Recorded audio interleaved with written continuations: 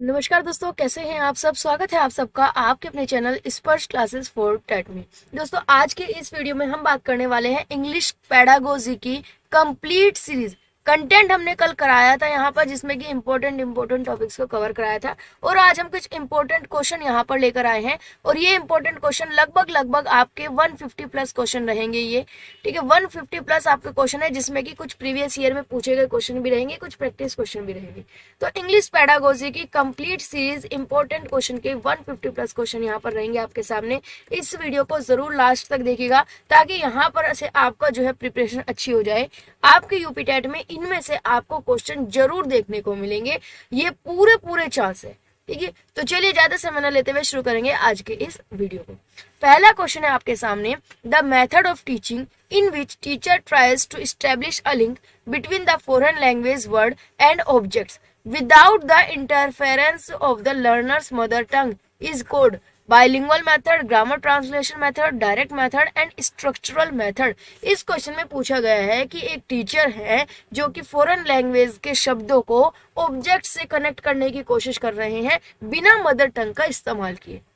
यहाँ पर आप देख सकते हैं without the interference of the learners mother tongue, बच्चे की मातृभाषा के इंटरफ्रेंस के, बच्चे की मातृभाषा का प्रयोग किए बिना जो टीचर है वो फॉरेन लैंग्वेज के शब्द को ऑब्जेक्ट से कनेक्ट करने की कोशिश कर रहे हैं। तो ये कौन सा मेथड कहलाएगा?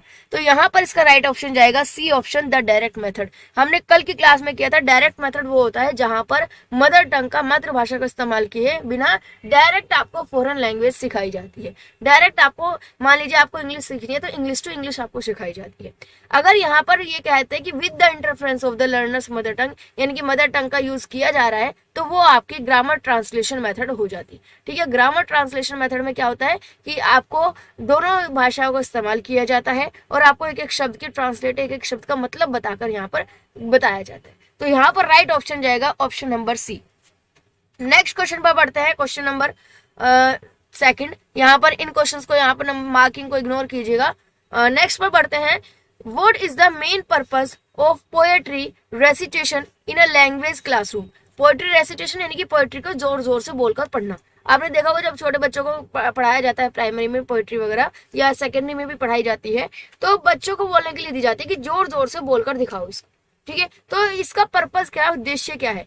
To give their opinion about the poem, कि बच्चों का ये मौका दिया जाता है कि वो पोएम के बारे में अपने ओपिनियन बताइए। To know the historical background, poem का हिस्टोरिकल बैकग्राउंड को जानने का मौका मिलता है।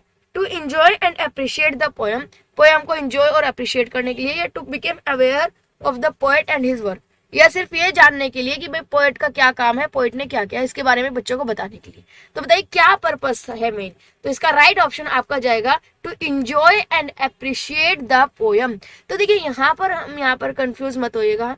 यहाँ पर जब हम पोएट्री को पढ़ाते हैं, अगर हमें पोएट्री का मतलब बच्चों को समझाना है या उसका हिस्टोरिकल बैकग्राउंड बताना है, पोएट के बारे में बताना है, तो वो टीचर पहले ही सारी चीजें एक्सप्लेन कर देते हैं। जब हम बच्चों से पढ़वाते हैं तो वो तो एंजॉय करने के लिए, पोएम को अप्रिशिएट करने के लिए, या बच्चों की रीडिंग को इम्प्रूव करने के लिए हम यहाँ पर कराते हैं, ठीक है। तो रीडिंग को इम्प्रूव करना यहाँ पर ऑप्शन में नहीं है, तो हमारा सी ऑप्शन राइट जाएगा। नेक्स्ट क्वेश्चन पर बढ़ते हैं, लैंग्वेज लर्निंग स्टार्ट्स फ्रॉम, यानी कि भाषा का जो सीखना है वो कहाँ से स्टार्ट होता है? लिसनिंग से, राइटिंग से, रीडिंग से, या स्पीकिंग से? तो यहाँ पर आपको बताना है, हमें पता है कि लैंग्वेज का, भाषा का जो एक कर्म होता है, एक सीक्वेंस होती है, वो होती है LSRW, ठीक है। इसको आपको ध्यान रखना है, मैंने डिस्कस भी किया था। तो सबसे पहले क्या आएगा? लिसनिंग आएगा। तो ए ऑप्शन आपका इसमें करेक्ट है, लिसनिंग। आपका जो है सुनना सबसे पहले आपका आता है। नेक्स्ट क्वेश्चन पर पढ़ते हैं, poetry teaching should be basically a process of, जो हम पोएट्री पढ़ा रहे हैं बच्चों को, उसका बेसिकली प्रोसेस, प्रक्रिया किस चीज की है, या उस प्रक्रिया में क्या शामिल होता है? सैडनेस, दुख शामिल होता है, क्राई शामिल होती है, जॉय शामिल होता है, या एंगर शामिल होता है? तो इसका राइट आंसर आपका जाएगा जॉय। पोएट्री में मजा आता है बच्चों को पढ़ने में, करने में, उसका जो प्रोसेस होता है पोएट्री को पढ़ने में, तो बच्चे इंटरेस्ट लेते हैं, बच्चों को मजा आता है। अब वो पोएट्री का बेस कुछ भी हो सकता है। पोएट्री आपकी सैड पोएट्री भी हो सकती है, एंगर पोएट्री भी हो सकती है, जैसे कहते हैं ना रस, आपका श्रृंगार रस भी आ सकता है, या आपका क्रोध रस भी, रुद्र रस भी आ सकता है, कुछ भी आ सकता है, लेकिन उसको पढ़ने में बच्चों को तो इंटरेस्ट आ रहा है, बच्चों को तो मजा आता है, ठीक है। तो जो है बी ऑप्शन आपका इसमें करेक्ट जाएगा। नेक्स्ट है, what are the two productive skill productive skill बताना है। कल की क्लास में हमने बात की थी रिसेप्टिव और प्रोडक्टिव स्किल की। तो प्रोडक्टिव स्किल यानी कि उत्पादक कौशल के हमें बारे में बताना है। Listening and reading, speaking and writing, reading and writing या लिसनिंग एंड स्पीकिंग। तो यहाँ पर आपकी प्रोडक्टिव स्किल होती है B option, speaking and writing. आपका बोलना और लिखना ये दोनों आपकी प्रोडक्टिव स्किल होती है। और जो आपका लिसनिंग एंड रीडिंग होता है ये आपकी रिसेप्टिव स्किल होती है। यहाँ पर ये ध्यान रखिएगा कि जो लिसनिंग एंड रीडिंग होती है वो आपकी रिसेप्टिव स्किल मानी जाती है, यानी कि ग्रहणशील कौशल माने जाते हैं। और स्पीकिंग और राइटिंग ये आपके प्रोडक्टिव स्किल होते हैं। तो आपका क्वेश्चन में चाहे पूछा जाए रिसेप्टिव स्किल तो भी आप करेक्ट ऑप्शन लगा देंगे। रिसेप्टिव एंड स्किल कौन सी होती है आपकी लिसनिंग एंड रीडिंग, और प्रोडक्टिव स्किल कौन सी होती है आपकी स्पीकिंग एंड राइटिंग। तो एक क्वेश्चन में 2 क्वेश्चन आपके बन गए हैं। तो इस तरीके से यहाँ पर क्वेश्चन को थोड़ा बहुत अगर घुमा के आ जाए तो ये मत सोचेगा कि ये क्वेश्चन तो कराया नहीं था। ठीक है, समझिएगा तो आप कर पाएंगे। नेक्स्ट है linguistics is a study of, यानी कि लिंग्विस्टिक का मतलब क्या होता है। लिंग्विस्टिक का हमें मतलब होता है कि जब हम लैंग्वेज के बारे में पढ़ते हैं, स्टडी करते हैं, तो वही लिंग्विस्टिक कहलाती है। तो देखते हैं ऑप्शन में, linguistic is a study of direct method या ग्रामर ट्रांसलेशन मेथड या साउंड्स या ह्यूमन लैंग्वेज। तो राइट ऑप्शन आपका जाएगा डी, ह्यूमन लैंग्वेज। जब हम मनुष्य की भाषा को पढ़ते हैं, उसके बारे में स्टडी करते हैं डिटेल में, तो उसी को ही या उस प्रोसेस को हम क्या कहते हैं, लिंग्विस्टिक्स कहते हैं। तो राइट ऑप्शन जाएगा डी। नेक्स्ट क्वेश्चन पर बढ़ते हैं। Question dyslexia is associated mainly with difficulties in, यानी कि जो डिसलेक्सिया है उसमें बच्चे को क्या प्रॉब्लम आती है, रीडिंग की, स्पीकिंग की, लिसनिंग की या राइटिंग की। तो रीडिंग की, बच्चे को पढ़ने में दिक्कत आती है। जिसको डिसलेक्सिया हो उसको रीडिंग में दिक्कत आती है। और अगर किसी बच्चे को राइटिंग में दिक्कत है तो हम ये कहेंगे कि इसको बच्चे को डिसग्राफिया हुआ है। ठीक है, क्या हुआ है, डिसग्राफिया हुआ है। तो अगर बच्चे को बोलने में दिक्कत है उसको हम कहते हैं डिसर्थिया आ जाएगा यहाँ पर। ये थोड़ा सा पेन मोटा हो रहा है, इसको थोड़ा सा कम कर लेते हैं। हाँ ठीक है, तो स्पीकिंग की प्रॉब्लम है तो डिसर्थिया, राइटिंग की प्रॉब्लम है तो डिसग्राफिया, रीडिंग की प्रॉब्लम है तो आपका डिसलेक्सिया हो गया। तो क्वेश्चन कोई भी आ जाए आप आराम से कर पाएंगे। और लिसनिंग की प्रॉब्लम है तो आप जानते हैं कि बच्चे का जिसको सुनाई नहीं देता उसको हम क्या कहते हैं, श्रवण बाधित बालक कहते हैं। ठीक है, नेक्स्ट बढ़ते हैं आगे। नेक्स्ट क्वेश्चन पर, the purpose of rapid reading या फास्ट रीडिंग या क्विक रीडिंग, जिसको हम दूसरा नाम या मेन नाम क्या होता है इसका, स्कीमिंग करना, जिसको हम अलग अलग नाम से जान सकते हैं, फास्ट रीडिंग। तो यहाँ पर कोई भी नाम आए, जरूरी नहीं रैपिड रीडिंग ही नाम आए आपका, चाहे स्कीमिंग हो, चाहे फास्ट रीडिंग हो, चाहे क्विक रीडिंग हो। तो ये बताना है कि इसका उद्देश्य क्या है, क्यों करते हैं आप क्विक रीडिंग, अपने इंटरेस्ट के लिए या कोई फॉर स्पेसिफिक डिटेल, किसी स्पेसिफिक डिटेल के लिए, टू एक्सटेंडेड रीडिंग यानी कि अपनी रीडिंग को बढ़ाने के लिए, या सीकिंग इन्फॉर्मेशन, कोई इन्फॉर्मेशन निकालने के लिए। ठीक है, तो बताइएगा इसका क्या राइट ऑप्शन जाएगा। राइट ऑप्शन जाएगा आपका इसका डी, सीकिंग इन्फॉर्मेशन। मैंने आपको बताया था स्कीमिंग होता है फास्ट पढ़ना, तेज पढ़ना। और जब हम तेज पढ़ते हैं तो उसमें हम सिर्फ अपने मतलब की चीजें पढ़ते हैं, जो जरूरी चीजें होती है सिर्फ उसके लिए हम पढ़ते हैं। हमें मेन हेडिंग्स पढ़ ली, मेन फैक्ट्स पढ़ लिए। मान लीजिए आप एग्जाम देने जा रहे हैं, उससे पहले जो रिविजन होता है, आप पूरी बुक तो नहीं पढ़ते ना, सिर्फ मेन चीजें पढ़ते हैं। मेन टॉपिक हो गया, मेन हेडिंग्स होगी, मेन कंसेप्ट हो गया, मेन फैक्ट पॉइंट हो गए, तो वो चीजें हम पढ़ते हैं। तो हम मेन इन्फॉर्मेशन को निकालने के लिए रैपिड रीडिंग कहते हैं।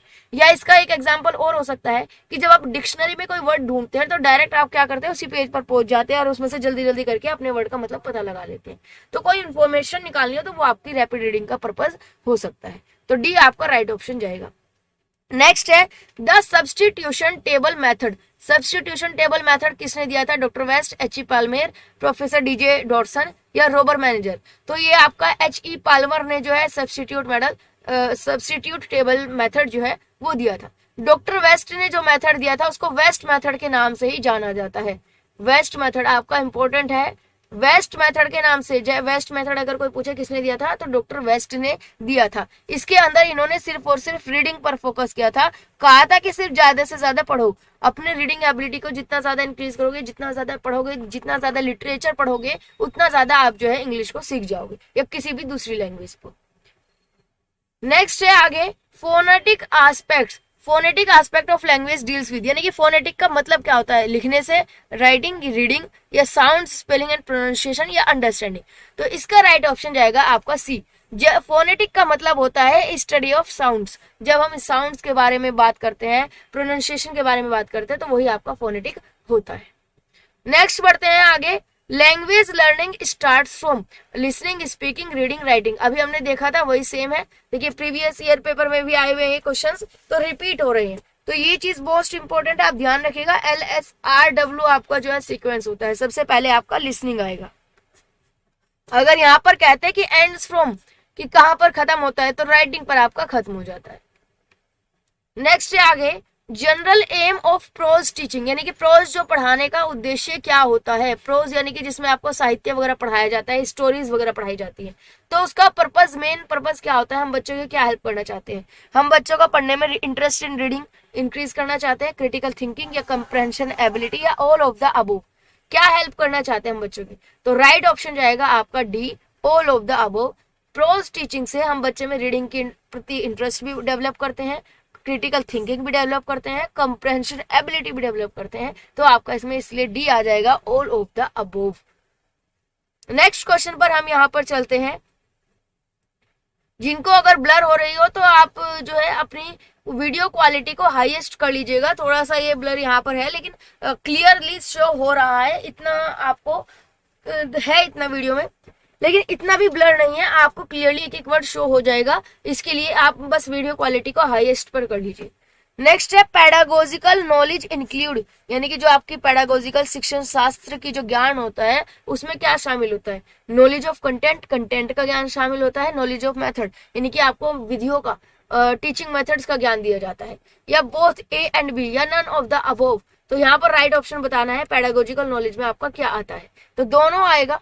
ठीक है, कंटेंट भी हमें सिखाया जाता है और मेथड भी सिखाया जाता है। आप यहाँ पर इसको कनेक्ट कर सकते हैं, जो आपके पेडागोजी के सब्जेक्ट हैं, बीएड में आपने किया होगा, जिन्होंने बीएड किया है, पेडागोजी सब्जेक्ट्स में आप लेसन प्लान बनाते थे। ठीक है, आपको जो है माइक्रो टीचिंग कराई जाती थी। अब जब आप माइक्रो टीचिंग करते थे तो उसमें आप अपना कंटेंट पढ़ते थे।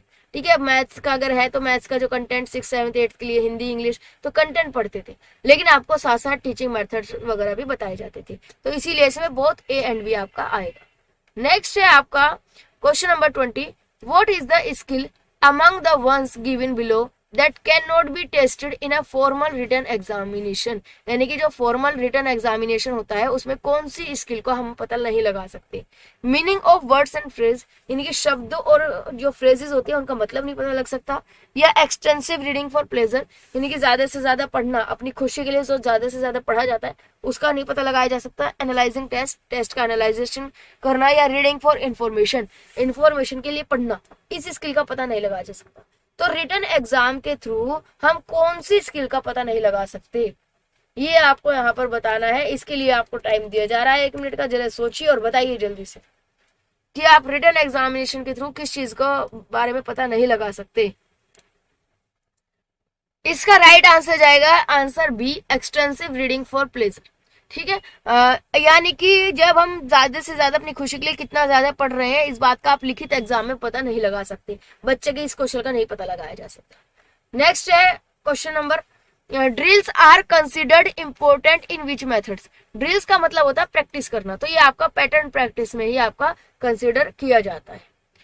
नेक्स्ट क्वेश्चन है आपका, which of the following is lexical word principle if some weather. देखिए लेक्सिकल वर्ड होता है एग्जैक्ट वर्ड, जिसका शाब्दिक मतलब हम इसको कहते हैं, हिंदी में अगर इसको कहें तो शाब्दिक मतलब, शाब्दिक शब्द कह सकते हैं यहाँ पर हम इसको, शाब्दिक शब्द, यानी कि जो कि एग्जैक्ट वर्ड हो, जिसका कोई अपना अलग से मतलब नहीं है, जो एग्जैक्ट खुद में अपने आप में मतलब है। ठीक है, तो यहाँ पर कौन सा है, प्रिंसिपल है, जिनका कोई अपना आप में खुद में एग्जैक्ट पूरा का पूरा वर्ड है। इफ का मतलब यदि, सम का मतलब कुछ, वेदर का मतलब शायद या और हो सकता है। तो यहाँ पर इनका कुछ और मतलब है, प्रिंसिपल का कुछ और मतलब है। प्रिंसिपल का मतलब है प्रिंसिपल, अपने आप में खुद में पूर्ण शब्द है, जो ये एग्जैक्ट वर्ड यहाँ पर लिखा हुआ है। इसके अलावा भी अगर यहाँ पर इस तरह के क्वेश्चन आ जाए, आपको नहीं पता, तो आप यहाँ से आइडिया लगा सकते हैं। नेगेटिव मार्किंग तो है नहीं, तो लास्ट में आप जो अपने आइडियाज तो लगाएंगे। तो यहाँ पर आप देखिए इफ, सम, वेदर, तीनों एक जैसे से वर्ड लग रहे हैं, प्रिंसिपल ही लग रहा है, जो चारों में अलग सा ऑप्शन बैठा हुआ दिख रहा है, तो प्रिंसिपल का आप यहाँ पर ऑप्शन लगा देंगे। नेक्स्ट क्वेश्चन है आपका, English is a dash language in India. Bharat में इंग्लिश कौन सी भाषा है? सेकंड, फॉरेन, फर्स्ट या ग्लोबल? तो सेकंड लैंग्वेज है इंग्लिश, आपको सेकंड लैंग्वेज है, सेकंड लैंग्वेज कंसिडर किया जाता है। ठीक है। After reading a story on fish, यानी कि मछली पर एक स्टोरी रीड करने के बाद एक टीचर है जो बच्चे से पूछती है, imagine you are fish in a pond, कि कल्पना करो आप पौंड में एक फिश हैं, तो आप अपने आसपास क्या क्या देखेंगे। तो ये जो क्वेश्चन है, ये जो एग्जांपल है किस चीज का है? मल्टीपल टाइप क्वेश्चन है, कंप्रेंशन क्वेश्चन है, क्लोज टाइप है या ओपन एंडेड है? तो राइट आपका ऑप्शन जाएगा इसमें open ended question. Open ended question वो क्वेश्चन होता है जिसका कोई एक एग्जैक्ट आंसर नहीं होता है, हर एक बच्चा अपने हिसाब से अलग अलग आंसर देगा, खुलकर अपने हिसाब से अलग आंसर देगा, ना एक वर्ड का फिक्स है, ना एक लाइन है, ना दो लाइन है, हर बच्चे की अपनी अपनी सोच हो सकती है।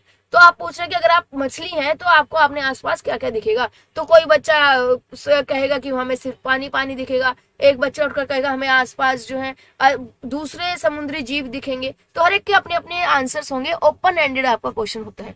क्लोज टाइप क्वेश्चन या क्लोज एंडेड क्वेश्चन वो होता है जिसका कि एग्जैक्ट आंसर होता है, जिसमें कि आपके यस नो टाइप क्वेश्चन आ जाते हैं, ठीक है, या वन वर्ड आ जाते हैं। एग्जैक्ट वर्ड हमें पता है कि यही आंसर होगा, उसका कोई दूसरा आंसर नहीं हो सकता। अगर आप 20 बच्चों से भी पूछेंगे तो 20 के 20 आपको सेम आंसर देंगे। ठीक है। तो क्लोज टाइप वो होता है जिसका कि एक एग्जैक्ट या सेम आंसर होता है सभी के लिए। ओपन एंडेड जिसका कि आपका कोई फिक्स्ड आंसर नहीं होता है। कंप्रेंशन यानी कि जब हम पूरा डिटेल में किसी चीज का टॉपिक के बारे में पूछते हैं, बच्चों की राय जानना चाहते हैं। ठीक है। मल्टीपल चॉइस क्वेश्चन आप सब जानते हैं। नेक्स्ट है, प्रिडिक्शन इज अ सब स्किल इज एसोसिएटेड विद। जो प्रिडिक्शन करना, अनुमान लगाना जो है, ये एक सब स्किल है, यानी कि स्किल का ही एक छोटा सा पार्ट है किसी स्किल का। ये कौन से स्किल से एसोसिएटेड है? रीडिंग से है, समराइजिंग करने से है, ड्राफ्टिंग में है, नोट मेकिंग में? किस में आता है आपका प्रिडिक्शन करना? तो ये आपका करेक्ट आंसर जाएगा रीडिंग में। जब आपने नोटिस भी किया होगा, जब आप कुछ रीड कर रहे होते हैं तो आपको नेक्स्ट वर्ड अपने आप ही प्रिडिक्ट हो जाता है, अपने आप ही आप अनुमान लगा लेते हैं, अंदाजा लगा लेते हैं अपनी स्कीमा के बेस पर। ठीक है। ये चीजें आपने नोटिस की होगी, नहीं की होगी तो आप कीजिएगा। प्रिडिक्शन आप पढ़ रहे हैं लेकिन आपको नेक्स्ट वर्ड का अपने आप ही अंदाजा जो है वो लग जाता है, आइडिया लग जाता है। नेक्स्ट है, which method is known as natural method. प्राकृतिक मेथड के रूप में कौन सा मेथड जाना जाता है? डायरेक्ट, ग्रामर ट्रांसलेशन या बाइलिंगुअल? तो इसका राइट ऑप्शन जाएगा आपका डायरेक्ट मेथड। डायरेक्ट मेथड को हम नेचुरल मेथड भी कह सकते हैं। तो हमने अभी ऊपर भी देखा था क्वेश्चन में, डायरेक्ट मेथड क्या होता है? डायरेक्ट मेथड वो होता है जिसमें कि आपको अगर दूसरी लैंग्वेज सिखा रहे हैं तो वो दूसरी लैंग्वेज के डायरेक्ट सिखाएंगे आपको, उसमें कोई आपकी मदर टंग इस्तेमाल नहीं की जाएगी, आपको मातृभाषा का इस्तेमाल नहीं किया जाएगा। आप अगर इंग्लिश सीखना चाह रहे हैं तो आपको इंग्लिश में ही सिखाई जाएगी, किसी भी वर्ड का हिंदी मीनिंग नहीं बताया जाएगा कि आपको उसमें शब्द के हिंदी मीनिंग बताए जा रहे हैं कि नहीं, आपसे इंग्लिश में ही बात किया जाएगा, उसी तरीके से एनवायरनमेंट दिया जाएगा और इंग्लिश को इंग्लिश में ही एक्सप्लेन किया जाएगा। तो ये आपका प्राकृतिक मेथड होता है, डायरेक्ट मेथड। तो ये आपका डायरेक्ट नेचुरल मेथड इसलिए कहते हैं कि जब एक छोटा बच्चा अपनी मातृभाषा सीखता है तो वो डायरेक्ट मेथड के थ्रू ही सीखता है। वो सबसे पहले सिर्फ सुनता है भाषा को, उसके बाद धीरे धीरे बोलना शुरू कर देता है, धीरे धीरे पढ़ना शुरू कर देता है, लास्ट में लिखना शुरू कर देता है। LSRW जो हमने अभी ऊपर भी देखा है। तो ये आपका डायरेक्ट मेथड या नेचुरल मेथड होता है। ग्रामर ट्रांसलेशन में तो क्या होगा कि आपको एक एक वर्ड का मतलब बताया जाएगा आपको खुद की मातृभाषा में। ठीक है। ट्रांसलेशन मेथड वही एक ही चीज हो गई। बाइलिंगुअल मेथड जिसमें दोनों भाषाओं का इस्तेमाल किया जा रहा है एक साथ। नेक्स्ट आते हैं, operation black board is for. जो आपका ऑपरेशन ब्लैक बोर्ड था वो किसके लिए था? प्राइमरी स्कूल के लिए, मिडिल के लिए, सेकेंडरी के लिए, कॉन्वेंट स्कूल के लिए? तो ये आपका राइट ऑप्शन जाएगा प्राइमरी स्कूल। प्राथमिक शिक्षा में जब एक नियम आया था एजुकेशन फॉर ऑल, एक नियम आया था एजुकेशन फॉर ऑल, या जिसको हम कहते हैं सर्व शिक्षा अभियान। ठीक है, सर्व शिक्षा अभियान। तो सर्व शिक्षा अभियान के अंदर ये कहा गया था कि हर एक बच्चे को स्कूल में एडमिशन दिला, हर एक बच्चे को शिक्षा का अधिकार है, सबको जो है एजुकेशन देनी है, कंपलसरी है हर एक बच्चे के लिए और फ्री है। तो उस स्थिति में जब गरीब बच्चे जो हुआ करते थे या जो गरीब घर से जो बच्चे होते थे वो एडमिशन नहीं लेते थे, तो उनको लुभाने के लिए ज्यादा से ज्यादा बच्चे स्कूल में एडमिशन लेने के लिए तो उनको अलग अलग स्कीमें चलाई गई, जैसे कि मिड डे मील स्कीम है, ठीक है, अब बच्चों को मिड डे मील दी गई, स्कॉलरशिप दी गई, फ्री में जो है बच्चों को एडमिशन दिया गया, बहुत सारी स्कीमें चलाई। उन्हीं में से एक था operation black board. Operation black board आपका वो था जिसमें कि स्कूल में अवेलेबल होने वाले सारी सुविधाओं को ध्यान दिया जाता था कि इसी स्कूल में बेसिक बुनियादी जरूरतें क्या है। हर एक स्कूल में चेक किया गया कि सभी स्कूलों में बेसिक बुनियादी सुविधाएं जो होती है वो अवेलेबल होनी चाहिए, जैसे कि आपका chalk, duster, blackboard, table, chair, तो ये सारी चीजें अवेलेबल होनी चाहिए, बेसिक चीजें। नेक्स्ट है आपका diphthongs are known as pure vowels, semi vowels, vowels and weak sounds या वोवल ग्लाइड्स। तो इसका राइट ऑप्शन आपका जाएगा जो डायफ्थोंग्स होते हैं वो आपके वोवल ग्लाइड्स या ग्लाइडिंग वोवल्स कहलाते हैं, ठीक है। वोवल ग्लाइड्स आ जाए या आपका यहाँ पर नाम आ जाए ग्लाइडिंग वोवल्स, तो आपका दोनों आंसर आपके इसमें हो सकते हैं। नेक्स्ट क्वेश्चन पर बढ़ते हैं। अकॉर्डिंग टू एनसीएफ 2005, एनसीएफ 2005 के अनुसार अधिगम लर्निंग क्या चीज थी? डैश एंड डैश, तो active and social, passive and social, passive and simple, active and simple. तो देखिए पैसिव तो बिल्कुल नहीं थी। एनसीएफ 2005 जो आया था वो क्रिएटिविटी पर आया था। वो ये कहता था कि बच्चों को क्रिएटिविटी सिखाई जाए, बच्चे खुद से नॉलेज को कंस्ट्रक्ट करें, ठीक है। कंस्ट्रक्टिविज्म पर फोकस करता था। क्या करता था? कंस्ट्रक्टिविज्म पर फोकस करता था कि बच्चे जो है खुद से नॉलेज का कंस्ट्रक्शन करें। जो बुकिश नॉलेज होती है आपकी, जो किताबी ज्ञान होता है, जो बुकिश नॉलेज होती है, उसको यहाँ पर इग्नोर किया गया था, उसको मना किया गया था, या कहें तो उसका विरोध किया गया था, और कहा गया था कि बच्चों को प्रैक्टिकल नॉलेज दी जाए, ऐसी नॉलेज दी जाए जो बच्चों के काम आए, जो बच्चों को रियल हो, एक्टिविटी बेस्ड हो।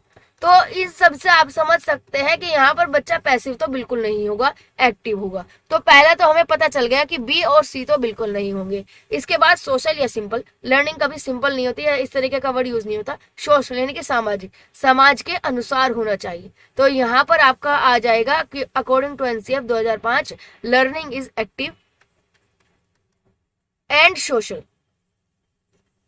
यानी कि आपका सक्रिय और सामाजिक थी। नेक्स्ट है आपका what does motivation do in the process of learning. आप पढ़ रहे हैं, लर्निंग कर रहे हैं, सीख रहे हैं, तो उसमें मोटिवेशन किस तरीके से हेल्प करेगा? It determinates new learning from old learning, यानी कि ये जो होता है मोटिवेशन से आप नई लर्निंग को ओल्ड लर्निंग से या नए ज्ञान को पुराने ज्ञान से जोड़ सकते हैं। इनसे आप अनकंडीशनली थिंक कर सकते हैं, बिना किसी कंडीशन के आप बहुत दूर दूर तक सोच सकते हैं, या सार पर आपकी मेमोरी जो है वो तेज हो जाएगी, या मोटिवेशन से आपका इंटरेस्ट क्रिएट होगा ज्यादा से ज्यादा सीखने का। तो आपका राइट ऑप्शन बिना सोचे समझे डी जाएगा। जब आपको मोटिवेशन मिलेगा तो आपको ज्यादा से ज्यादा सीखने का आपके अंदर इंटरेस्ट जो है वो डेवलप होगा। नेक्स्ट क्वेश्चन पर पढ़ते हैं। हु सेड, किसने कहा कि reading makes a full man, जो पढ़ना होता है ये किसी भी व्यक्ति को पूर्ण बनाता है।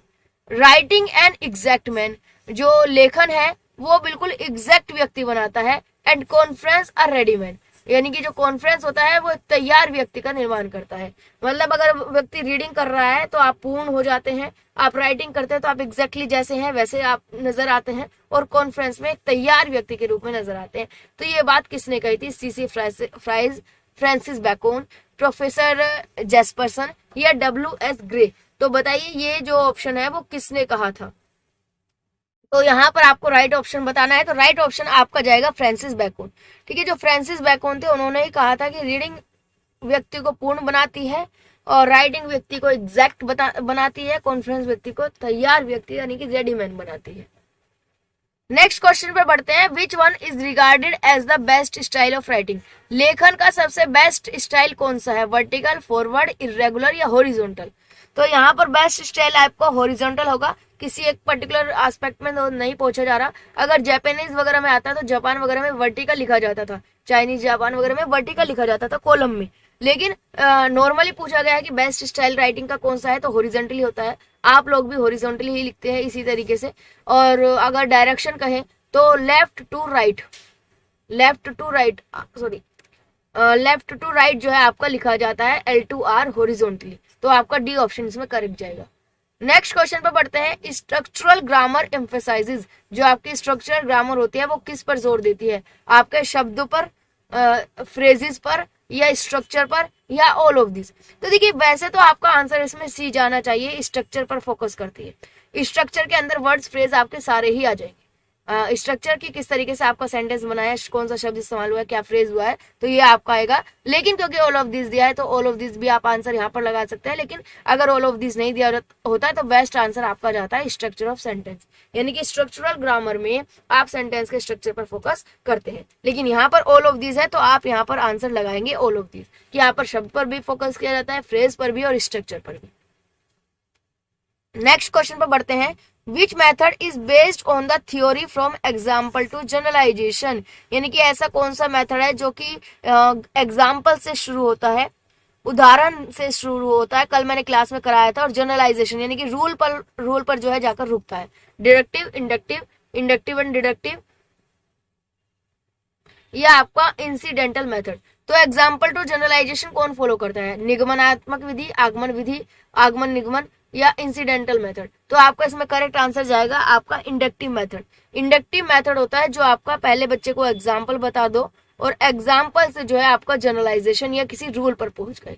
डिडक्टिव मेथड में आपका उल्टा होता है, पहले आपको एक रूल बता दिया जाता है या कहें तो जनरलाइजेशन कर दिया जाता है और उसके बाद एक एग्जाम्पल्स वगैरह के थ्रू आपकी प्रैक्टिस कराई जाती है। ठीक है, इंडक्टिव डिडक्टिव आपका मिक्स होता है कि पहले आपको एग्जाम्पल दिए, फिर आपको जो है जनरलाइजेशन रूल बताया और फिर आपको रूल से रिगार्डिंग एग्जाम्पल दिए। तो ये मिक्सचर होता है आपका। तो होपफुली तीनों चीजें आपको क्लियर हो गई होगी। अब चाहे क्वेश्चन इंडक्टिव का है चाहे डिडक्टिव का है, दोनों में आप कर पाएंगे। तो ये आपके कुछ ऐसे क्वेश्चंस थे जो कि प्रीवियस ईयर में पूछे गए हैं। आप नीचे यहाँ पर देख भी पा रहे होंगे, हर एक क्वेश्चन में मेंशन था ये कब किस कौन से एग्जाम में जो है वो पूछा गया है। अब कुछ और क्वेश्चंस कर लेते हैं जो कि प्रैक्टिस से रिगार्डिंग हो। ये 30+ क्वेश्चन हमने यहाँ पर करे हैं। ठीक है, इससे अलग हम जो है प्रैक्टिस सेट्स क्वेश्चन भी देख लेते हैं। तो यहाँ पर पहला क्वेश्चन है आपका, ये कुछ क्वेश्चन आपके पेडागोजी से रिगार्डिंग है, सारे क्वेश्चन पेडागोजी के हैं। तो पहला क्वेश्चन है आपका, पेडागोजिकल नॉलेज इंक्लूड्स, यानी कि पेडागोजिकल जो नॉलेज होती है वो क्या शामिल करती है, नॉलेज के ऑफ कंटेंट यानी कि कंटेंट का ज्ञान या मेथड का ज्ञान, या बोथ ए बी या नन ऑफ द अबव। तो अभी हमने क्वेश्चन किया था, प्रीवियस ईयर में आया हुआ था, तो इसमें आपका आएगा सी, यानी कि पेडागोजी में आपका कंटेंट और मेथड दोनों आता है। आप पेडागोजी में अपने सब्जेक्ट बीएड में आपने किया होगा, तो उसमें आप माइक्रो टीचिंग भी करते थे। माइक्रो टीचिंग के अंदर आप कंटेंट करते थे और साथ ही साथ आपको टीचिंग मेथड्स वगैरह सारी चीजें भी बताई जाती थी। तो दोनों ही चीज शामिल होती है। नेक्स्ट क्वेश्चन है आपका, असेसमेंट इज, यानी कि असेसमेंट को हिंदी में कहते हैं आकलन। मैं हिंदी का मैं यहाँ पर इसलिए लेकर चल रही हूँ, वहां पर आपको हिंदी में नहीं मिलेगा देखने को, तो इसीलिए जो वर्ड है इसको आप जरूर समझिएगा। इंग्लिश का कंटेंट है, आपको इंग्लिश में ही क्वेश्चन मिलेंगे, तो शब्दों को याद जरूर रखिएगा। हिंदी में मैं इसलिए बता रही हूँ कि यही क्वेश्चन सेम ही कई बार बन के हिंदी के पोर्शन में आ जाते हैं, तो इसलिए आपको हिंदी इंग्लिश दोनों में ही पता होना जरूरी होता है।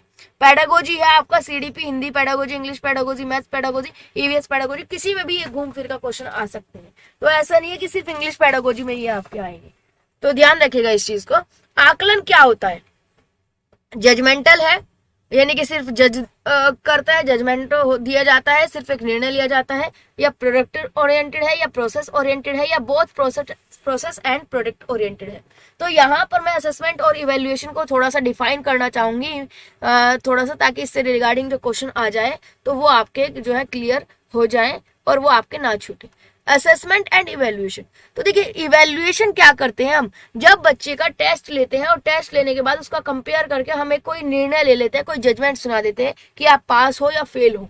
ठीक है, आप पास हुए या फेल हो, कोई ना कोई जजमेंट कर देते हैं।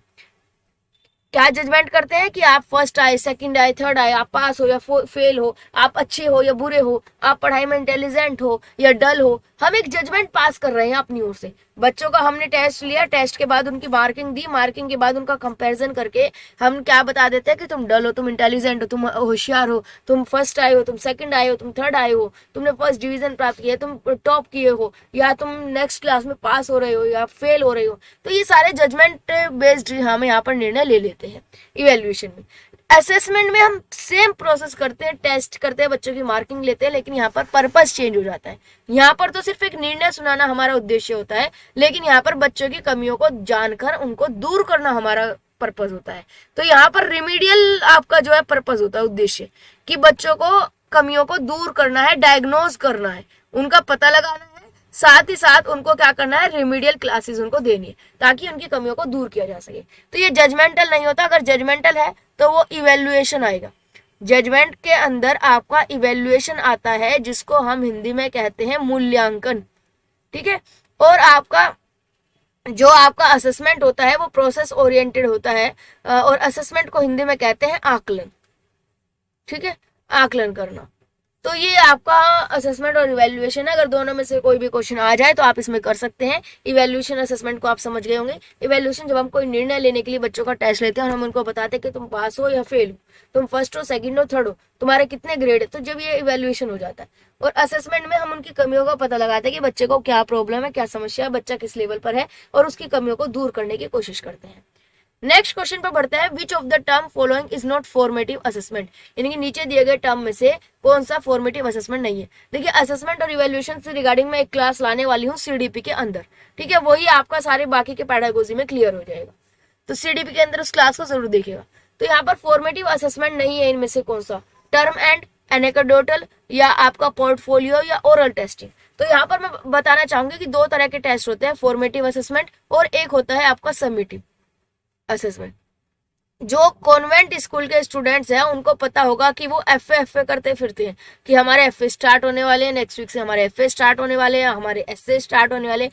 तो वो क्या होता था, एफए वो होते हैं जो कि आपके वीकली हो, आपके हर हफ्ते हो सकते हैं, आपका क्लास टेस्ट हो सकता है, ठीक है, आपका मंथली हो सकता है।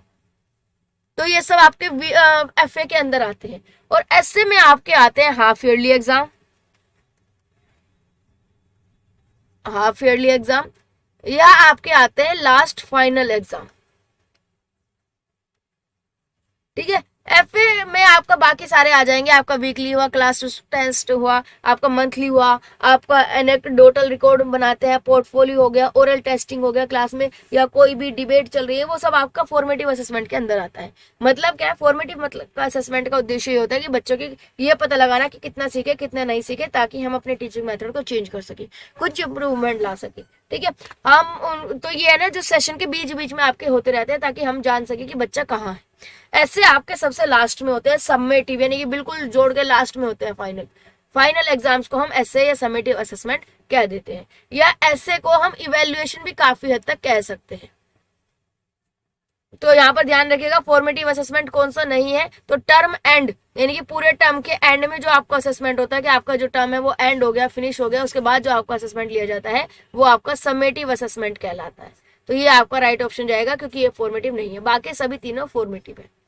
नेक्स्ट पर बढ़ते हैं। A teacher ask the student to assess their classmates during a debate competition. एक डिबेट कंपटीशन हो रहा है, टीचर ने एक बच्चे को कहा कि अपनी क्लासमेट को असेस करो, उनका आकलन करो। तो ये जो मेथड है असेसमेंट का, ये क्या कहलाता है, इंडिविजुअल व्यक्ति का असेसमेंट हो रहा है, या पीर असेसमेंट हो रहा है, सेल्फ असेसमेंट हो रहा है, ग्रुप असेसमेंट हो रहा है। तो यहाँ पर आपका राइट ऑप्शन जाएगा ऑप्शन नंबर बी, पीर असेसमेंट। पीर असेसमेंट होता है दोस्तों का आकलन करना, इनकी पीर का मतलब होता है सखा, ये दोस्त। तो यहाँ पर दोस्त एक दूसरे का आकलन कर रहे हैं, तो ये पीर असेसमेंट के अंदर आपका आएगा। नेक्स्ट है, some parents of students with learning difficulties may have unrealistic expectations from their childrens, the teacher can support such student by. यानी कि कुछ पेरेंट्स ऐसे होते हैं जो अपने बच्चों से बहुत ज्यादा एक्सपेक्टेशन कर लेते हैं, और उनको बच्चों को कुछ लर्निंग डिफिकल्टीज होती है, लेकिन उनके बाद भी उनके पेरेंट्स की ऐसी एक्सपेक्टेशन होती है जो कि पॉसिबल नहीं है या रियल नहीं है। जैसे कि आपने मूवी देखी होगी तारे जमीन पर, ठीक है, तो उसमें यही चीज होता है कि जो पेरेंट्स होते हैं वो बच्चे से अनरियलिस्टिक एक्सपेक्टेशन कर रहे हैं कि बच्चा टॉप करेगा, बच्चा पता नहीं क्या क्या करेगा, और बच्चे को है लर्निंग डिफिकल्टी। तो ऐसी सिचुएशन में टीचर किस तरीके से बच्चे को सपोर्ट कर सकते हैं, persuading them to liaise with other such students, explaining to the parents about the child's characteristics and ability, providing instructions for dealing with the students at home, या making a clear to reference to the learning object। तो क्या option इसमें best जाएगा, तो सबसे best option इसमें जाएगा option number B. अगर टीचर जो है पेरेंट्स को ही एक्सप्लेन कर सकते हैं कि बच्चे की क्या खासियत है, बच्चे में क्या टैलेंट है, क्या एबिलिटी है, क्या सक्षमता है, और क्या प्रॉब्लम है, ये हम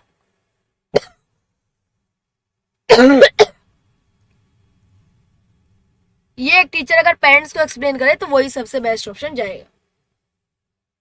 नेक्स्ट है, while assessing a group work एक ग्रुप वर्क को हम असेस कर रहे हैं तो उस समय टीचर को क्या फोकस नहीं करना चाहिए? शोइंग कंसर्न्स फॉर अदर, दूसरों के लिए कंसर्न को शो करना, cooperative learning process, assessing each child's work, taking initiative in work. ठीक है, तो यहाँ पर हमें ग्रुप वर्क में क्या चीजें फोकस नहीं करनी चाहिए? हमें ये फोकस करना चाहिए कि बच्चे एक दूसरे के प्रति कैसे कंसर्न कर रहे हैं, बिल्कुल सही बात है। कोऑपरेटिव लर्निंग प्रोसेस कैसे चल रही है, आपस में एक दूसरे को कैसे कोऑपरेट कर रहे हैं। ठीक है, इनिशिएटिव कैसे ले रहे हैं, कौन बच्चा कितना इनिशिएटिव ले रहा है, तो ये भी आ जाएगा।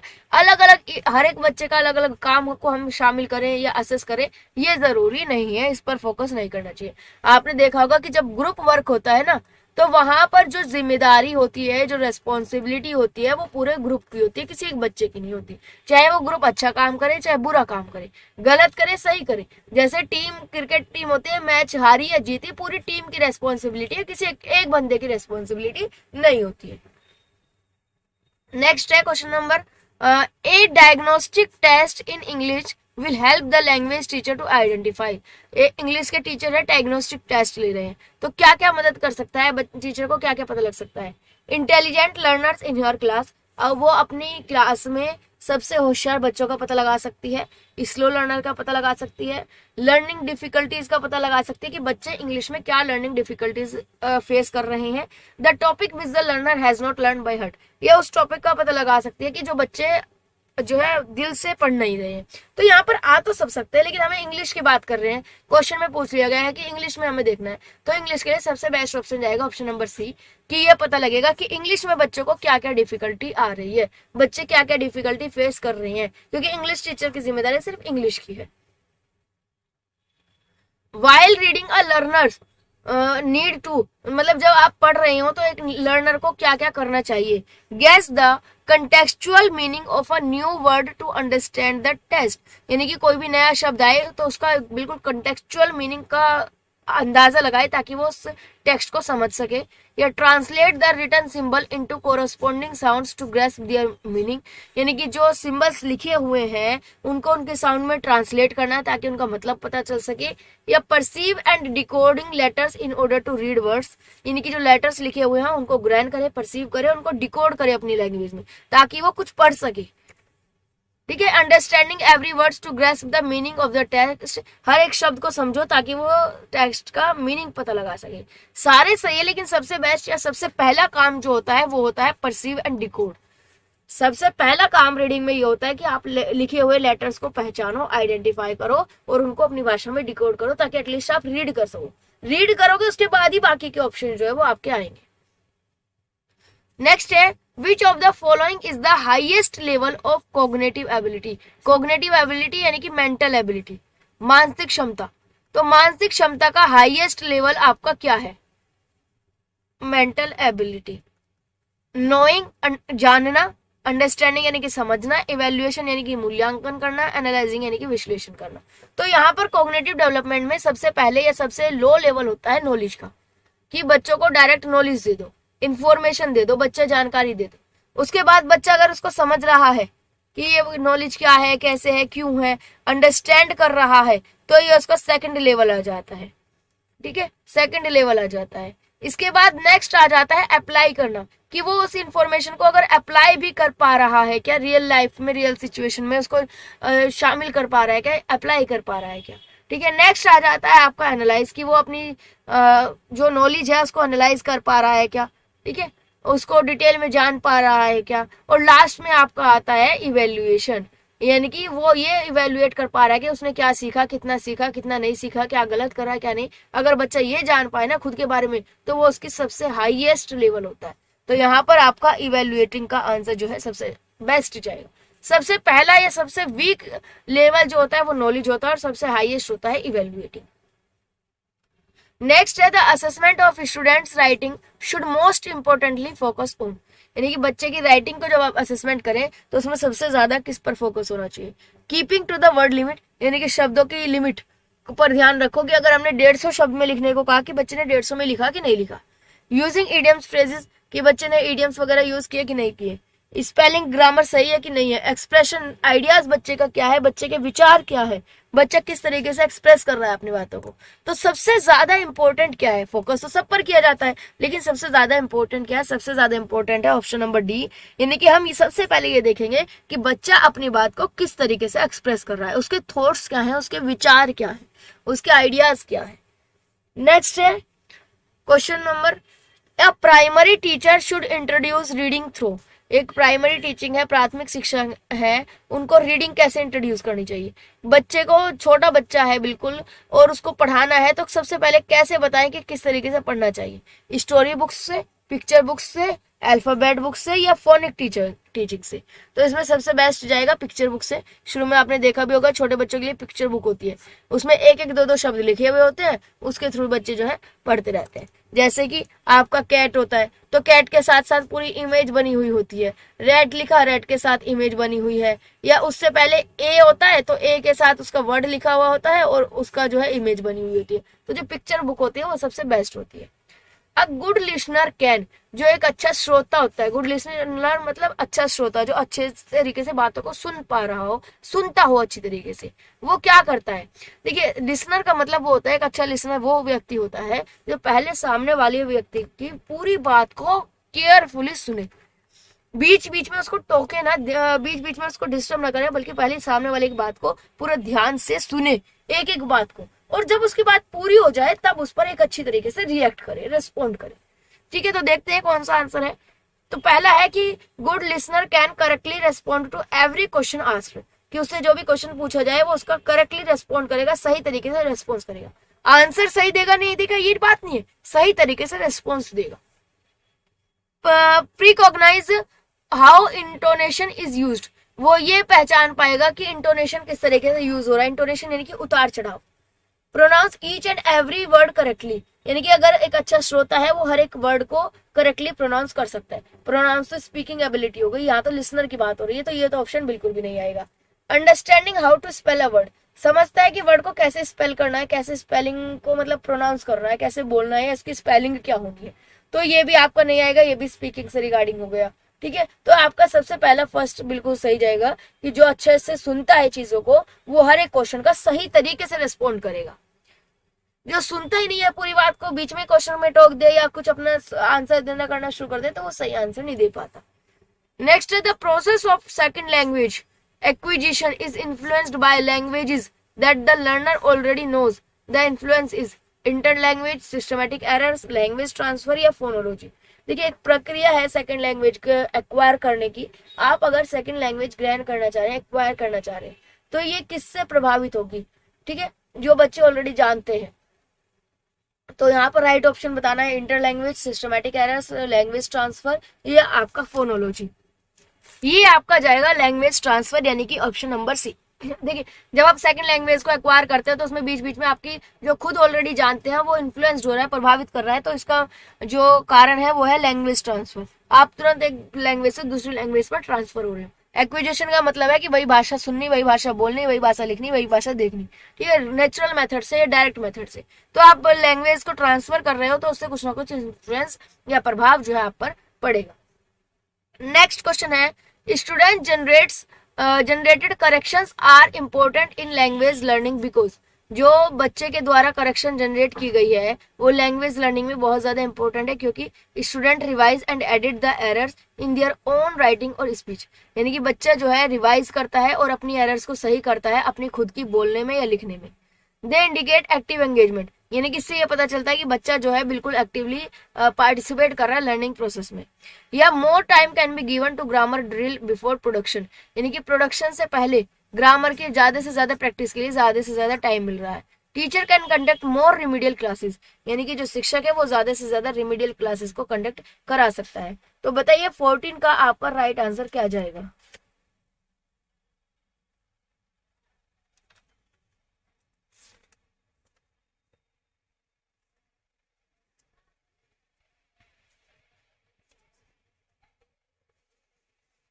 तो यहाँ पर राइट आंसर जाएगा B, they indicate active engagement in the learning process. यानी कि यहाँ से ये इंडिकेट हो रहा है कि बच्चा जो है पूरी तरीके से एक्टिवली एंगेजमेंट है, एक्टिवली पार्टिसिपेट है अपने लर्निंग प्रोसेस में। नेक्स्ट क्वेश्चन पर चलते हैं।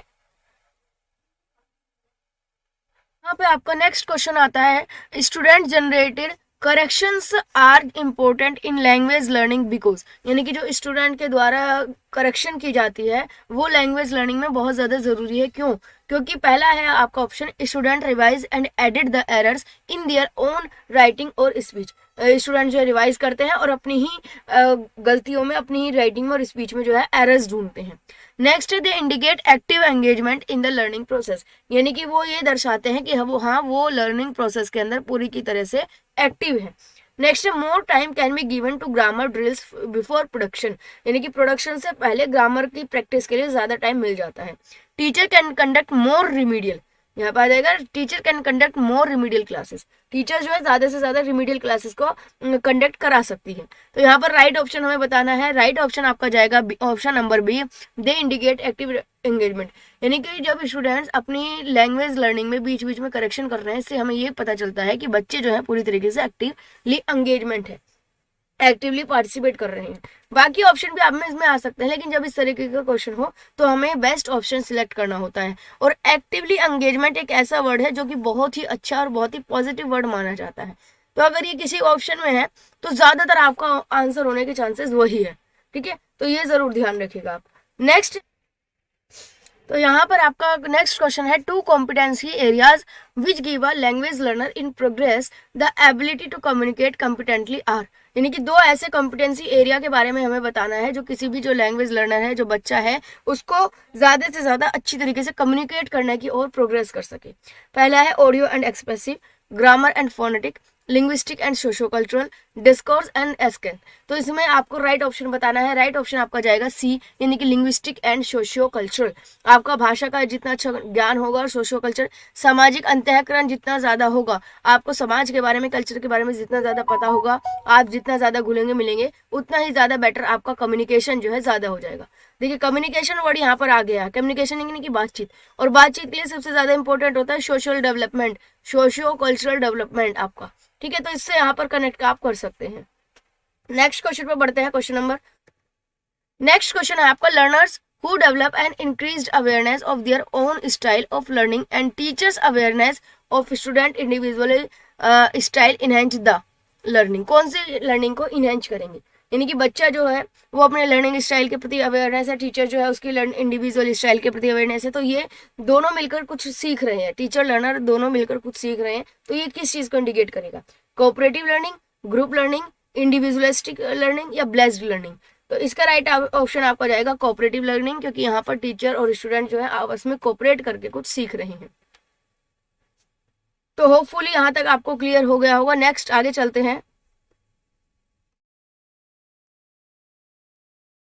तो यहाँ पर आपका क्वेश्चन आता है, the teacher and students discuss a topic and the former start the conversation by asking a question, then the students respond by giving examples and explanation. The speaking assessment here is to grade how will the students, यानी कि यहाँ पर क्या होता है कि teacher और students एक टॉपिक के बारे में डिस्कस करते हैं और उसके बाद टीचर जो है उन बच्चों से या स्टूडेंट से कुछ क्वेश्चन पूछते हैं और क्वेश्चन पूछते हुए अपनी कन्वर्सेशन जो है स्टार्ट करते हैं, और यहाँ पर जो स्टूडेंट होते हैं वो उनको रेस्पॉन्ड करते हैं, उनका क्वेश्चन सुनते हैं, उनका आंसर देते हैं एग्जाम्पल और एक्सप्लेनेशन के साथ। तो यहाँ पर क्या चीज एसेस हो रही है, फर्स्ट ऑप्शन है आपका process information and respond appropriately, कि बच्चे कितने अच्छे से इंफॉर्मेशन को ग्रहण किया बच्चों ने और कितने अच्छे से रेस्पॉन्ड कर रहे हैं, कितने अच्छे से वो एक्सप्रेस कर रहे हैं खुद को, या respond in an appropriate tone and express themselves fluently and accurately, यानी कि वो कितने अच्छी टोन में, अप्रोप्रिएट टोन में रेस्पॉन्ड कर रहे हैं और कैसे अपने आप को एक्सप्रेस कर पा रहे हैं, या स्पीक फ्लुएंटली एंड क्रिएटिवली, कि वो कितने अच्छे से फ्लुएंटली बोल पा रहे हैं और क्रिएटिवली बोल पा रहे हैं। तो क्या चीज इसमें एसेस हो रही है ये हमें बताना है। तो यहाँ पर देखिए बच्चे, टीचर और बच्चे आपस में टॉपिक को डिस्कस करते हैं, उसके बाद टीचर उनसे क्वेश्चन पूछते हैं, बच्चे एग्जांपल और एक्सप्लेनेशन के थ्रू बताते हैं। तो यहाँ से ये पता चलता है कि बच्चों ने पूरी की पहले तो जो डिस्कशन हुआ था उसमें कितने अच्छे से इंफॉर्मेशन को प्रोसेस किया, ठीक है, इंफॉर्मेशन को ग्रहण किया, और बाद में कितने अप्रोप्रिएट तरीके से, सही तरीके से वो रेस्पॉन्ड कर रहे हैं, ठीक है। तो ये आपका इसमें एसेस जाएगा। नेक्स्ट क्वेश्चन है आपका, how can language B best acquired, कोई भी भाषा को हम सबसे अच्छी तरीके से कैसे एक्वायर कर सकते हैं। तो इसमें वही सीक्वेंस दी हुई है, सीक्वेंस हमें पता है LSRW, हमने इतनी बार किया है, तो देख सकते हैं बी ऑप्शन आपका इसमें सही जाता है, listening, speaking, reading and writing. Next है which is a lexical word. हमने प्रीवियस ईयर में देखा था, प्रीवियस ईयर में आया हुआ है क्वेश्चन, तो ये इंपॉर्टेंट है, देख सकते हैं आप। ये लेक्सिकल वर्ड का हमने बात की थी। लेक्सिकल वर्ड वो होता है जिसका कि एग्जैक्ट शब्द होता है, खुद का शाब्दिक अर्थ या एग्जैक्ट वर्ड होता है जो, ठीक है। तो यहाँ पर आप देख सकते हैं सम वेदर इफ प्रिंसिपल, इसकी मैंने एक ट्रिक भी बताई थी। सम वेदर इफ जो है सेम लग रहे हैं, प्रिंसिपल आपका बिल्कुल और लग रहा है, तो यही आपका आंसर जाएगा। और लेक्सिकल वर्ड का मतलब होता है एग्जैक्ट वर्ड, और प्रिंसिपल आपका एग्जैक्ट वर्ड है। इनका कुछ ना कुछ अलग से मतलब होता है, किसी और के साथ जुड़ता है तब जाके इनका कुछ मतलब बनता है। नेक्स्ट है question, types of text media. Text media के टाइप्स बताने हैं, audio discs and tapes, illustration and diagrams, motion pictures and documentaries, digital e books and e journals. तो क्या होंगे टेक्स्ट मीडिया के टाइप्स? तो देखिए जो ऑडियो डिस्क एंड टेप्स है, टेक्स्ट है तो यहाँ पर कुछ ना कुछ लिखा हुआ होता है रिटन फॉर्म में। टेक्स्ट मीडिया है तो रिटन फॉर्म में आपका आएगा, और डिस्क में, टेप में कुछ रिटर्न नहीं होता। इलस्ट्रेशन डायग्राम में आपको एक सेकंड को हो सकता है, इसको रखिएगा। मोशन पिक्चर डॉक्यूमेंट्री में कुछ रिटर्न में नहीं होता। हाँ, डिजिटल ई बुक और ई जर्नल जो है वो परफेक्ट आंसर है, तो आपका डी जाएगा। इसमें पूरे का पूरा टेक्स्ट फॉर्म में होता है, और इसी को हम टेक्स्ट मीडिया या ई मीडिया भी कह सकते हैं। चलिए नेक्स्ट है आपका question number, generally speaking the first language is. हम आमतौर पर अपनी प्रथम भाषा, मातृभाषा को बोलते हैं, तो इसका क्या मतलब है? Marked by the characteristics difficulty in mastering in, marked by the influences of the school environment the child studying in, marked by the accent and regional expressions of the area where students grown up, influenced by the grammar and style of second language. यानी कि जो आपकी first language है वो आपकी क्या बताती है? आपकी किसी दूसरी भाषा से इन्फ्लुएंस्ड होती है? नहीं होती है, ठीक है। ये बताते हैं कि आप किसी स्कूल एनवायरनमेंट में पढ़े हैं? नहीं, फर्स्ट लैंग्वेज तो आपकी मातृभाषा होती है, जो आपके जन्म से ही 2-2.5 साल के सीख जाते हैं, जब तक आप स्कूल में भी नहीं गए होते। तो ये बताती है कि आप कहाँ पे, किस एरिया में बड़े हुए हैं, उस एरिया के बारे में दर्शाती है जहां पर आप बड़े हुए हैं, जहां पर आप पले बड़े हैं। तो ये आपका राइट आंसर सी जाएगा। नेक्स्ट है what are two productive skill. Important है, प्रीवियस ईयर में पूछा गया, मैंने पहले भी बताया था, प्रोडक्टिव और रिसेप्टिव दोनों को बताया था। ये आपकी स्पीकिंग और राइटिंग, ये आपकी दोनों प्रोडक्टिव स्किल है, जिसको हम उत्पादक कौशल भी कहते हैं। और आपका जो यहाँ पर लिसनिंग और रीडिंग होता है, ये आपकी रिसेप्टिव स्किल होती है, जिसको कि हम यहाँ पर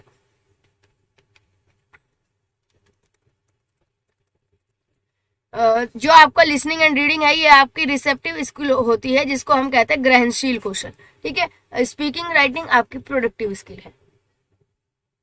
What is the skill among the ones given below that cannot be tested in a formal written examination? यानी कि वो कौन सी स्किल है जो कि रिटन एग्जाम में टेस्ट नहीं की जा सकती, चेक नहीं की जा सकती।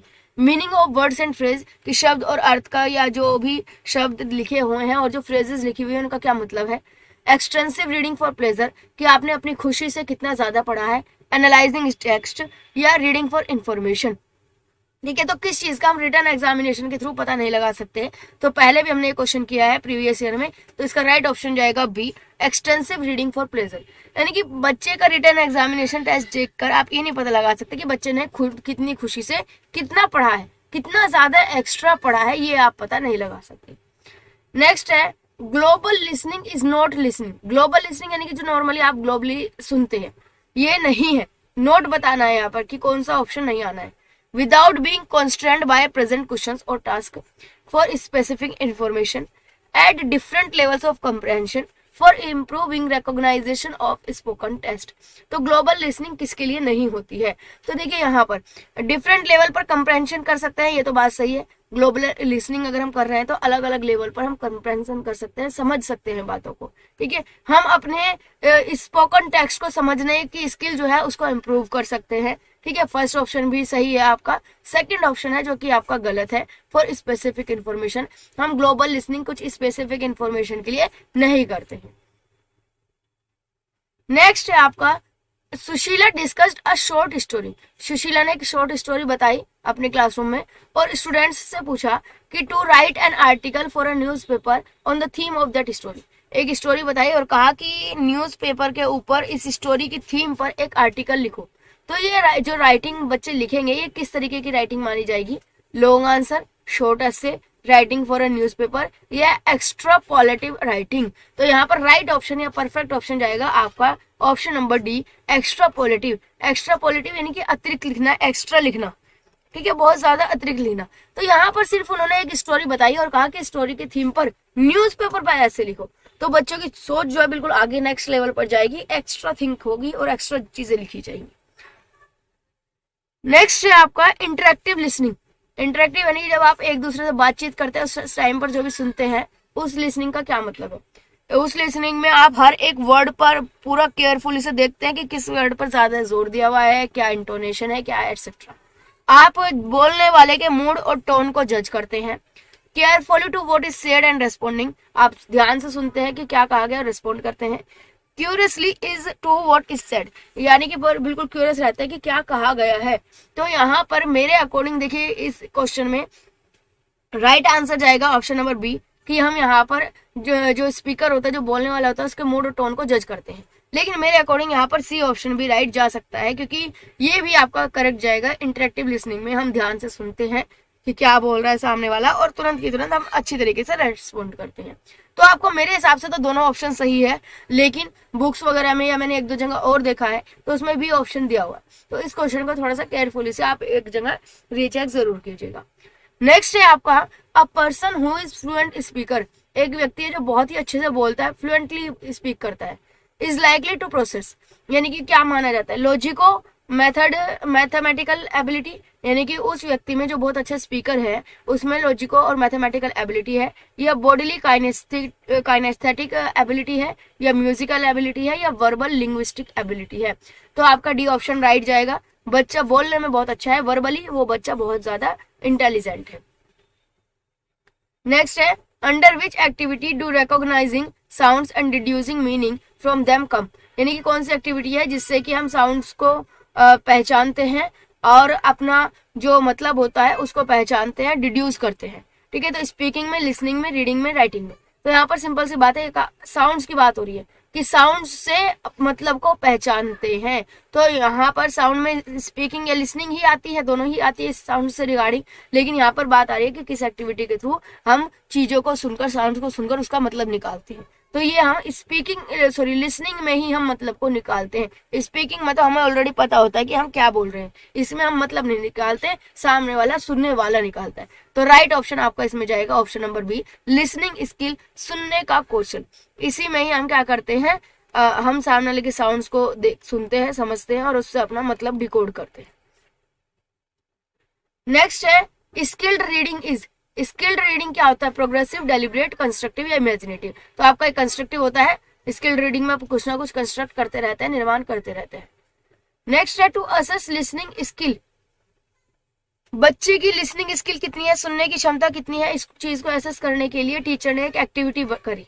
ठीक है, what can assessment based on, जो असेसमेंट होगा किस चीज का हो सकता है, या कि जो असेसमेंट आप करेंगे बच्चे की लिसनिंग स्किल का वो कैसे कर सकते हैं। रीडिंग अ टेक्स्ट अलाउड, कि बच्चों को बोले कि वो ज्यादा से ज्यादा पढ़ें, तेज जोर जोर से पढ़ें। ठीक है, स्टूडेंट इंटरप्रिटेशन ऑफ विजुअल, कि बच्चे विजुअली चीजों को देखकर कितने अच्छे से इंटरप्रेट कर रहे हैं।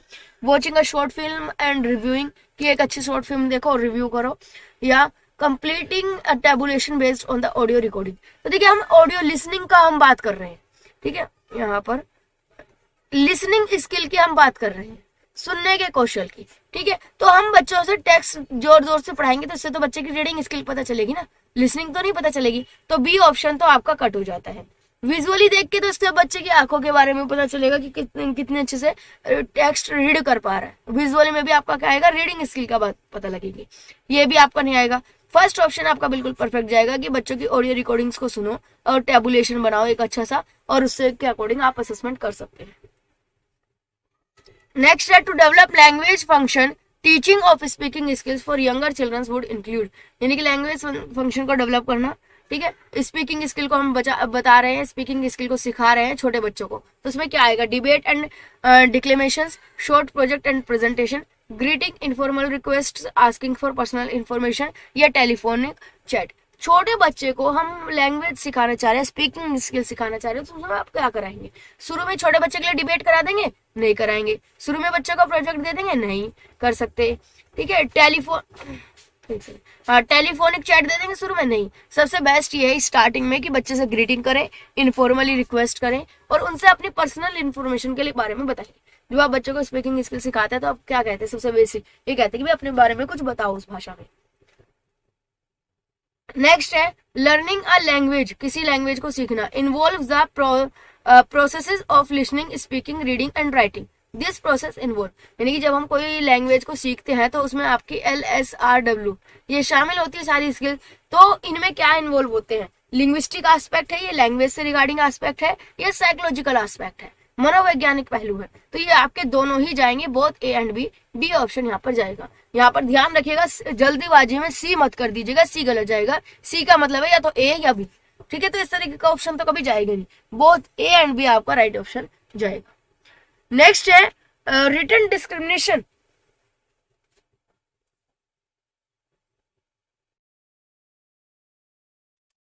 तो यहाँ पे आपका क्वेश्चन आ जाता है written description of a child's progress that a teacher keeps on a day to day basis. यानी एक टीचर है जो अपने बच्चों के प्रोग्रेस के डिस्क्रिप्शन लिख रहा है डे टू डे, डेली की डेली अपने बच्चे के प्रोग्रेस का डिस्क्रिप्शन पूरे का पूरा लिखते हैं कि आज बच्चे ने कितना जो है प्रोग्रेस किया। तो ये क्या कहलाता है? एनेक्डोटल रिकॉर्ड्स, रूब्रिक्स, पोर्टफोलियो या रेटिंग स्किल। तो ये आपका एनेक्डोटल रिकॉर्ड आएगा जिसमें कि डेली बाय डेली बच्चे की जो है पूरी डिटेल्स लिखी जाती है। नेक्स्ट है when childrens are introduce to English as a second language. जब बच्चों को भाषा का as a second language introduce किया जाना चाहिए तो तब they should begin with the letters of alphabets, यानी कि उनको लेटर्स और अल्फाबेट्स से स्टार्ट किया जाना चाहिए। उनको सबसे पहले रीड करना चाहिए। उनको सबसे पहले they should be expose to language orally, यानी कि ओरली लैंग्वेज से अवगत कराया जाए। They should begin writing first, यानी कि उनको सबसे पहले राइटिंग करना चाहिए। तो यहाँ पर आपको पता होगा LSRW सबसे बेस्ट तरीका होता है। तो LSRW के अंदर सबसे पहले लिसनिंग स्किल का आता है। अब लिसनिंग स्किल से रिगार्डिंग देखिए कि कौन सा आपका जो है पॉइंट जाएगा। सबसे पहले राइटिंग करना ये तो गलत हो जाएगा, ठीक है? तो यहाँ पर पहले तीन में से ही आपका कुछ आएगा। दे शुड रीड फर्स्ट, सबसे पहले उनको रीडिंग कराना शुरू कर दो, तो ये भी गलत आपका जाएगा। तो अब बात करते हैं ए या सी में से कि उनको सबसे पहले लेटर्स और अल्फाबेट कराओ या उनके सामने लैंग्वेज को एक्सपोज करना चाहिए ओरली। ओरली एक्सपोज किया जाना चाहिए। तो यहाँ पर आपका क्या आएगा ऑप्शन? तो यही आपका सी ऑप्शन राइट जाएगा। ओरली अगर एक्सपोज किया जा रहा है तो बच्चे कुछ ना कुछ लिसन करेंगे, सुनेंगे। आप ओरली लैंग्वेज के बारे में बता रहे हैं, बच्चे उनको सुनेंगे, तो सुनकर सबसे पहला स्टेज आपका आ जाता है लिसनिंग स्किल। नेक्स्ट है eclecticism in language teaching refers to using appropriate strategies from various methods of teaching. ये पहला ही आपका आ जाएगा। नेक्स्ट भी पढ़ लेते हैं all the methods to teach language, the best method, the technology to teach language. तो जो आपका इक्लेक्टिज्म होता है इसका मतलब ये होता है कि आप अलग अलग तरह के टीचिंग मेथड्स का, स्ट्रेटजीज का यूज करो जहां पर जैसी जिसकी जरूरत हो। तो ये आपका आ जाएगा। नेक्स्ट है the concept of transformative generative grammar was given by Ferdinand Saussure, Bruner, Noam Chomsky, ये आपका पियाजे। तो इसका आपका फर्स्ट जाएगा। फर्डिनांड नाम भी बिल्कुल अजीब सा है, ये बोला भी नहीं जाएगा। तो फर्दिनांद आपका सोश्योर, ये आपका फर्स्ट ऑप्शन आपका जाएगा। नेक्स्ट है Stephen Krashen theories second language acquisition does not consist of. जो आपकी स्टीफन ने सेकंड थ्योरी दी थी सेकंड लैंग्वेज की एक्वायर करने की, तो उसमें क्या शामिल नहीं है? The natural order hypothesis, the input hypothesis, the acquisition learning hypothesis या द लर्नेबिलिटी हाइपोथेसिस। तो इसमें कौन सी आपकी हाइपोथेसिस इसमें नहीं है? तो इसमें आपका ऑप्शन जाएगा ऑप्शन नंबर सी। तो यहाँ पर जो स्टीफन क्रेसन ने थ्योरी दी थी उनके आपके 5 स्टेप्स थे, ठीक है? 5 स्टेप में सबसे पहला जो स्टेप था वो था द एक्विजिशन लर्निंग हाइपोथेसिस, ये तो आपका फर्स्ट स्टेप था। इसके बाद सेकंड स्टेप था एक द मॉनिटर हाइपोथेसिस, यहाँ पर मैं लिख देती हूँ द मॉनिटर। ये आपका इसलिए मैं डिटेल में बता रही हूँ ताकि अगर क्वेश्चन थोड़ा सा घूम भी जाए तो आप उसका कर पाए। द मॉनिटर हाइपोथेसिस ये आपका सेकंड स्टेप था, ठीक है? ये आपका सेकंड स्टेप था। थर्ड स्टेप पे था द इनपुट हाइपोथेसिस और फोर्थ स्टेप पे था आपका the natural order hypothesis. Fifth step पे आपका था, यहां पर ही लिख देती हूँ, द इफेक्टिव या अफेक्टिव फिल्टर हाइपोथेसिस। तो ये आपके 5 स्टेप्स बताए थे स्टीफन क्रेसन ने जो थ्योरी दी थी लैंग्वेज को एक्वायर करने की। फर्स्ट स्टेप में सबसे पहले एक्विजिशन लर्निंग हाइपोथेसिस था, सेकंड में मॉनिटर हाइपोथेसिस, थर्ड नंबर पर आपका इनपुट हाइपोथेसिस, फोर्थ नंबर पर आपका नेचुरल ऑर्डर हाइपोथेसिस और फिफ्थ नंबर पर अफेक्टिव फिल्टर हाइपोथेसिस। तो आपका जो डी ऑप्शन है द लर्निंग एबिलिटी हाइपोथेसिस, ये आपका स्टीफन क्रेसन ने नहीं दिया था। तो यही आपसे पूछा गया, डज नॉट कंसिस्ट नहीं किया गया, तो आपका डी ऑप्शन आपका जो है राइट जाएगा। नेक्स्ट है एक्टिवेटिंग लर्नर्स स्कीमा मींस, यानी कि बच्चे की स्कीमा को हम एक्टिवेट कर रहे हैं, इसका मतलब क्या है? Making a link between the topic and learners background, यही आपका बिल्कुल सही आ जाएगा कि जो भी आपका टॉपिक है और जो बच्चे की या लर्नर्स की बैकग्राउंड नॉलेज है, एक्सपीरियंस है, उसको लिंक कर रहे हैं, उसमें आपस में कनेक्ट कर रहे हैं। तो ये पॉइंट आपका सही जाएगा। आगे की भी एक बार पढ़ लेते हैं। Next, making a link between the text book and it's structural pattern and grammatical item, तो इसमें बच्चे की स्कीमा का कोई काम नहीं है, ठीक है, स्कीमा का कोई काम नहीं है इसमें, तो ये नहीं जाएगा। Dealing with learners having learning difficulty, इसमें नहीं आएगा आपका। Showing a picture and asking learners to write a story, ये भी नहीं जाएगा। सबसे पहला ही आएगा एक्टिवेटिंग का मतलब होता है कि आप एक्टिवेट कर रहे हैं अभी लर्नर्स की जो पुरानी स्कीमा है, जो प्रीवियस नॉलेज उसको एक्टिवेट कर रहे हैं। तो यहाँ पर यही आएगा कि बैकग्राउंड नॉलेज या एक्सपीरियंस जो भी है बच्चे का, उसको आप नए टॉपिक से लिंक कर रहे हैं। तो राइट ऑप्शन फर्स्ट जाएगा।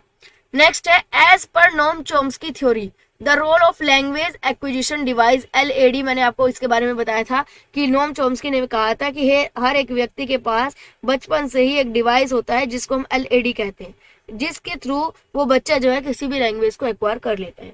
तो इसके अंदर क्या आएगा आपका? Generate grammar rules, memory grammar rules, या learn language in formal situation, या innate the language of adult. तो डी ऑप्शन आपका इसमें जाएगा, क्योंकि लैंग्वेज एक्विजिशन डिवाइस का मतलब ये है कि बच्चे जब जन्म से ही आसपास की चीजों को सुनकर, बातों को सुनकर और उसको बोलना शुरू कर देते हैं। तो यहाँ पर इनेट करते हैं, इमिटेट करते हैं, फॉलो करते हैं बड़ों से लैंग्वेज को, ठीक है। तो डी ऑप्शन आपका करेक्ट जाएगा। नेक्स्ट आपका the linguistic Noam Chomsky maintain that every child has an innate language acquisition device LAD that he she used for, यानी कि नोम चॉम्स्की ने बताया कि हर एक बच्चे के पास एक जन्म से ही एक डिवाइस होता है जिससे वो किसी भी भाषा को ग्रहण करता है। तो वो कई के लिए यूज करता है, फोनेम्स के लिए, यूनिवर्सल ग्रामर के लिए, कॉम्प्लेक्स वर्ड्स के लिए, सिमेंटिक्स के लिए। तो यहाँ पर बी ऑप्शन जाएगा यूनिवर्सल ग्रामर के लिए। नेक्स्ट है according to socio cultural theory of Vygotsky, जो वाइगोत्स्की ने सामाजिक और सांस्कृतिक थ्योरी दी थी, उसके according self directed speech is the lowest stage of the scaffolding. Scaffolding यानी कि हेल्प, स्केप फोल्डिंग का मतलब होता है हेल्प या मदद। तो जो सेल्फ डायरेक्टेड स्पीच होती है वो सबसे लोवेस्ट स्टेज होती है।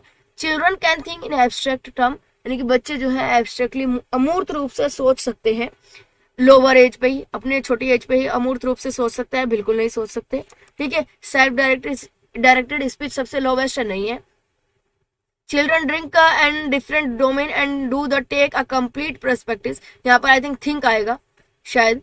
तो बच्चे जो है अलग अलग डोमेन में सोचते हैं और एक कंप्लीट पर्सपेक्टिव देते हैं, ठीक है। ये भी सही नहीं लग रहा है। डी ऑप्शन पढ़ते हैं कल्चर हेल्प। देखिए कल्चरल थ्योरी है, हमने यहाँ पर मैंने आपको एक शॉर्ट दे के भी बताई थी कि जब वाइगोत्स्की, पियाजे, कोहलबर्ग से आए तो उनके कुछ वर्ड्स हैं, मेन वर्ड्स, कीवर्ड्स, तो उनसे रिगार्डिंग आपको अगर क्वेश्चन भी समझ नहीं आ रहा तो वहां से आप तुक्का लगा सकते हैं। तो डी ऑप्शन आपका इसमें जाएगा culture helps in language development. Socio cultural theory में वाइगोत्स्की ने बताया था कि जो हमारा कल्चर होता है वही हमारी मदद करता है लैंग्वेज डेवलपमेंट में। जितना ज्यादा आप कल्चरली इंटरेक्ट करेंगे, ठीक है, जितना ज्यादा आप इंटरेक्शन करेंगे, एक घुलेंगे मिलेंगे बातें करेंगे, उतना ज्यादा आपका लैंग्वेज डेवलपमेंट जो है वो हो जाएगा। नेक्स्ट है who strongly maintains the language is learn by imitation of stimulation and reinforcement of correct response, यानी कि किसने ये बताया कि जो लैंग्वेज सीखी जा सकती है, फॉलो की जाती है और स्टिमुलस और रीइंफोर्समेंट के सही रेस्पॉन्स से। Albert Bandura, Kurt Lewin, Tolman या BF स्किनर। तो आपको इसका राइट ऑप्शन बताना है। तो इसका राइट ऑप्शन आपका जाएगा टोलमन। टोलमन ने कहा था कि आपका जो भाषा को फॉलो किया जा सकता है सबसे पहले जो स्टिमुलस है, रीइंफोर्समेंट है, उसके सही रेस्पॉन्स के थ्रू। नेक्स्ट है dash is the father of modern linguistic. Modern linguistic के कौन फादर माने जाते हैं? ब्लूम्सफील्ड या फर्डिनांड चोम्स्की या चौसर। कौन सा आंसर आपका इसमें आएगा? इसमें आपका आएगा फर्डिनांड जी सोशर। एक यहाँ पर ऊपर जो है आंसर गलत लग रहा है मेरे को, शायद 1 मिनट रुकेगा। हाँ, इसमें जो ट्रांसफॉर्मेटिव जनरेटिव ग्रामर का जो कंसेप्ट दिया था वो आपका नोम चॉम्स्की में दिया था, ये यहाँ पर मिस्टेक हो गया है, इसको आप सही कर लीजिएगा। फर्दिनांद का नहीं आएगा, इसमें आप नोम चॉम्स्की ने दिया था ये ट्रांसफॉर्मेटिव जनरेटिव ग्रामर का जो कंसेप्ट है। ठीक है, इसको आप सही कर लीजिएगा। चलिए आगे बढ़ते हैं। नेक्स्ट है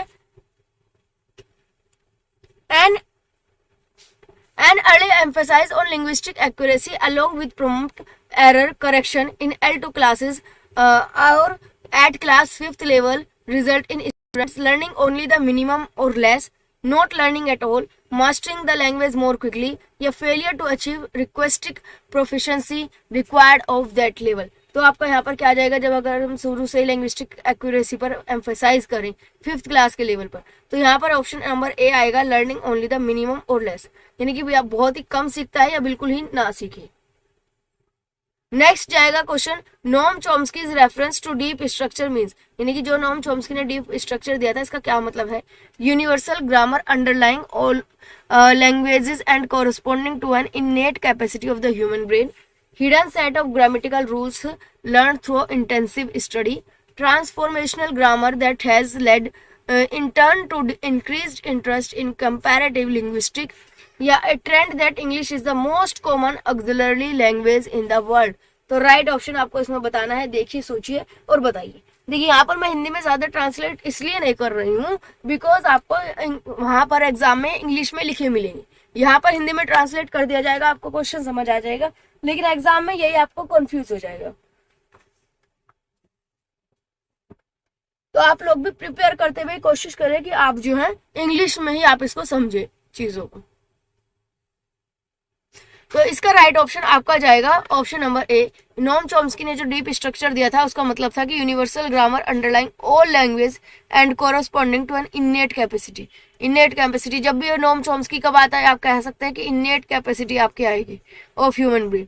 नोम चॉम्स्की ने डायरेक्ट ये कहा था कि बच्चों के पास खुद से एक जन्मजात कैपेसिटी होती है कि वो किसी भी लैंग्वेज को क्या कर सकते हैं, एक्वायर कर सकते हैं, और उसका यूज वो यूनिवर्सल ग्रामर के लिए करते हैं। दोनों ही क्वेश्चन हमने किए थे, वहीं से आपको आ जाएगा। नेक्स्ट है अकॉर्डिंग टू एनसीएफ 2005, जो आपका एनसीएफ 2005 है उसके according learning of English AIIMS, AIIMS आएगा यहाँ पर, शायद गलत लिखा हुआ है इसका, ठीक है, यहाँ पर इसको एम्स कर लीजिएगा। एनसीएफ 2005 के अकॉर्डिंग बच्चों को इंग्लिश सिखाने का क्या उद्देश्य था। To subsume the language that a child acquires naturally from her in home and social environment, to introduce standard sign language in English for children with language related impairment, to provide adequate facilities at the state level for instruction in language at primary stage, to enable knowledge acquisition through literacy and its development into an instrument of abstract thought। तो इसका आपका right option जाएगा option number ए, कि जो NCF 2005 था उनका English सिखाने का उद्देश्य ये था कि बच्चों को उनकी होम और स्कूल एनवायरनमेंट से नेचुरली रूप से बच्चा जो है लैंग्वेज को एक्वायर करे। नेक्स्ट क्वेश्चन पर चलते हैं। According to NCF 2005 at the initial stage, शुरुआत की स्टेज में, लैंग्वेज लर्निंग में be one of the language for learning activity that creates child awareness of the world. Hindi, English, vernacular language या second language. English को क्या भाषा के नाम दिया गया था एनसीएफ 2005 में, क्या कहा गया था। तो यहाँ पर आपको सही ऑप्शन यहाँ पर बताना है। तो यहाँ पर सही ऑप्शन ये आएगा कि जब लैंग्वेज लर्निंग की बात आई थी तो इंग्लिश को वहां पर इंक्लूड किया गया था। नेक्स्ट क्वेश्चन है आपका, the right of children to free and compulsory education act, यानी कि सर्व शिक्षा अभियान जो आया था 2009 के अंदर, had included all round development. उसमें यह था कि इस बच्चों का सर्वांगीण विकास करना है as one of the aim of education because it's nurtures the physical, mental and emotional aspect, it ensure that every child is a part of work space, every child grow rapidly between 6 to 14 years, proper health care is essential. तो first option आपका बिल्कुल correct जाएगा, क्योंकि जो सर्व शिक्षा अभियान था वो बच्चों के फिजिकल, मेंटल, इमोशनल सभी एस्पेक्ट को फॉलो करना चाह रहा था, इसीलिए ऑल राउंड डेवलपमेंट जो है शामिल किया गया था। नेक्स्ट है कि जो आपका आरटीई था उसमें ओवरऑल डेवलपमेंट रखा गया था एक उद्देश्य के तौर पर। उसका मतलब था आपका कि नर्चर बोथ, सेम क्वेश्चन है ऊपर वाला ही, बस थोड़े से ऑप्शन में चेंज कर दिया गया है कि nurturing both the scholastic and coscholastic areas, यही आपका आ जाएगा। जितने भी आपके कोलिस्टिक एरियाज हैं यानी कि बुकिश नॉलेज है, बुकिश नॉलेज को भी करो बच्चों को दो और साथ ही साथ आप बच्चों को प्रैक्टिकल नॉलेज, रियल नॉलेज भी बच्चों को दो, तो उससे बच्चे का ऑल ओवर डेवलपमेंट जो है वो हो पाएगा। नेक्स्ट है who has suggested 4 steps of teaching. Teaching के शिक्षण के 4 प्रतिमान किसने दिए थे? Planning, organisation, leading and evaluation. तो ये आई के डेविस या जे के डेविस ने आपका जो है ये दिया था। ये क्वेश्चन आपका इंपॉर्टेंट है, इसको जरूर ध्यान रखिएगा। नेक्स्ट है to motivate and create interest among the childrens, यानी कि बच्चों में मोटिवेशन और जो है इंटरेस्ट क्रिएट करने के लिए हैरोल्ड पैल्मर ने क्या सजेस्ट नहीं किया था? Competition, games like exercises, repetition and minimum of confusion. तो जो हैरोल्ड पाल्मर है या एच पाल्मर भी इनको कह सकते हैं, तो इन्होंने जो है रिपीटेशन को प्रमोट जो है नहीं किया था, सजेस्ट नहीं किया था। तो राइट आंसर आपका इसमें रिपीटेशन जाएगा। नेक्स्ट है natural approach of learning language was developed by. जो आपकी नेचुरल अप्रोच थी वो किसने डेवलप की थी? क्रेसन टेरल, चॉम्स्की, बेरिल्स या हेनरी जॉइंस ने? तो यहाँ पर इसका राइट आंसर जाएगा option number 1, Cresson and Tyrol ने जो है नेचुरल अप्रोच को डेवलप किया था भाषा को सीखने का। ठीक है, नेक्स्ट क्वेश्चन आपका बनता है what is a task in task based language learning. जो टास्क बेस्ड लैंग्वेज लर्निंग होती है उसमें टास्क क्या है? टास्क बेस्ड लैंग्वेज लर्निंग का मतलब ये है कि हम बच्चों को कुछ ना कुछ टास्क देते रहते हैं, छोटे छोटे टास्क, और उसके बेस पर हम बच्चे को लैंग्वेज सिखाते हैं। ठीक है, तो यहाँ पर ऑप्शन है first, a piece of work which enables learners to do an activity. एक छोटा सा कार्य होता है जो कि बच्चे में एक्टिविटी को इनेबल करता है। A piece of work for the parents, parents के लिए काम है। या a piece of activity for teacher, teachers के लिए एक्टिविटी है। या piece of work which exposes learners to language, यानी कि एक ऐसा कार्य है जो बच्चों को लैंग्वेज की तरफ एक्सपोज करती है। तो यहाँ पर सबसे बेस्ट है आपका ए, पीस ऑफ वर्क एक ऐसा कार्य है जो कि बच्चों को एक्टिविटी करने के लिए इनेबल करती है और उस एक्टिविटी के थ्रू बच्चे सीख जाते हैं। देखिए पेरेंट्स के लिए कोई एक्टिविटी नहीं है, टीचर्स के लिए एक्टिविटी नहीं है, क्योंकि बच्चे को सिखाना है। ठीक है, और डी भी आपका ऑप्शन नहीं आएगा, सबसे परफेक्ट ऑप्शन आपका जाएगा ए। नेक्स्ट है the most important aspect of an effective language classroom is to provided learners with an opportunity to, यानी कि सबसे इंपॉर्टेंट एस्पेक्ट है अगर आप अपनी लैंग्वेज क्लासरूम को इफेक्टिव बनाना चाहते हैं तो सबसे इंपॉर्टेंट पहलू ये है कि हम बच्चों को किस चीज की अपॉर्चुनिटी दें? इंटरेक्ट करने की, असेस करने की, इंटरफेयर करने की, इमिटेट करने की। तो देखिए इंटरेक्ट करना सबसे बेस्ट माना जाता है, सबसे अच्छा माना जाता है, क्योंकि इंटरेक्ट करना यानी कि जितना ज्यादा बच्चे घुलेंगे मिलेंगे, आपस में एक दूसरे से बातचीत करेंगे, कन्वर्सेशन करेंगे, उतना ही जल्दी बच्चा जो है लैंग्वेज को सीखेगा। एसेस करना बच्चे के लिए क्या काम एसेस करने का? इंटरफेयर करना नहीं, इंटरफेयर करना तो वर्ड ही नेगेटिव है। इमिटेट करना, फॉलो करना अच्छी बात है, लेकिन फॉलो करने से भी बेस्ट क्या होगा अगर क्लासरूम की बात करें तो वो होगा इंटरेक्ट करना। नेक्स्ट है a teacher of class 5, class 5 की टीचर है, इज प्रैक्टिसिंग इंटरएक्टिव लिसनिंग। वो इंटरएक्टिव लिसनिंग की प्रैक्टिस कर रही हैं। सी शुड फोकस ऑन, क्या उन्हें किस चीज पर फोकस करना चाहिए? Listening and observing speakers attitude, यानी कि जो बोलने वाला है, जो स्टूडेंट है उनके एटीट्यूड को, उनको लिसन करो, सुनो और उनके एटीट्यूड को ऑब्जर्व करो। या उनके शब्द पर फोकस करो कि वो कहाँ उतार चढ़ाव कर रहे हैं, कहाँ नहीं। उनकी प्रोनाउंसिएशन को सुनो या फिर उनको सुनो अच्छे से और उन पर रेस्पॉन्ड करो। तो यहाँ पर क्या फोकस करना चाहिए टीचर को? बिल्कुल राइट ऑप्शन आपका इसमें जाएगा लिसनिंग एंड रेस्पॉन्डिंग।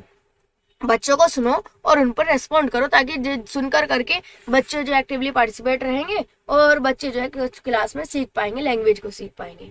नेक्स्ट है अदिति, एक लड़की है, यहाँ पर ये थोड़ा सा ब्लर हो रहा है लेकिन मैं इसको बोल देती हूँ। अदिति एक लड़की है, अ विजुअली चैलेंज्ड चाइल्ड, जिसको कि देखने में प्रॉब्लम है। ठीक है, क्लास 4th क्लास में एक अदिति नाम की लड़की है जिसको देखने में प्रॉब्लम है, उसके पास ब्रेल लिपि में कोई भी टेक्स्ट नहीं है। तो अब यहाँ पर टीचर जो है कैसे बच्चे की हेल्प कर सकती है इंग्लिश टेक्स्ट बुक में? तो सबसे पहला ऑप्शन है सी में arrange and give the audio CD of the textbook, यानी कि उनको जो है बच्चे के लिए टेक्स्ट बुक की सीडी अरेंज करके देनी चाहिए। या instead of focus on the his single child, C में use her energy in teaching the remaining classes, यानी कि उसे एक बच्चे पर अपनी एनर्जी वेस्ट करने के बजाय हम बाकी बच्चों को पढ़ाने में ध्यान देना चाहिए। सी में ask her parents to look after their child, यानी कि उसको अपने पेरेंट्स को के पास भेजो कि अपने बच्चों का ध्यान रखो। या टीचर को करना चाहिए सी में ask the principal to arrange a special teacher for her, यानी कि उन्हें प्रिंसिपल से बात करनी चाहिए कि उस बच्चे के लिए अलग से एक टीचर जो है वो हायर करे। तो यहाँ पर सबसे बेस्ट है ऑप्शन नंबर ए कि उनको जो है बच्चे के लिए सीडी बुक जो है अरेंज करनी चाहिए। देखिए यहाँ पर बी तो नेगेटिव है कि बच्चे को वापस भेज दो या बच्चे पर फोकस ना करो, इग्नोर करो। पेरेंट्स पर सौंप दो, ये भी गलत है। प्रिंसिपल को कोई दूसरे टीचर के लिए बोलो, ये भी गलत है। बेस्ट जाएगा कि बच्चे को वहां पर सीडी बुक अरेंज कराओ, जिससे कि बच्चा जो है चीजों को सुन सके।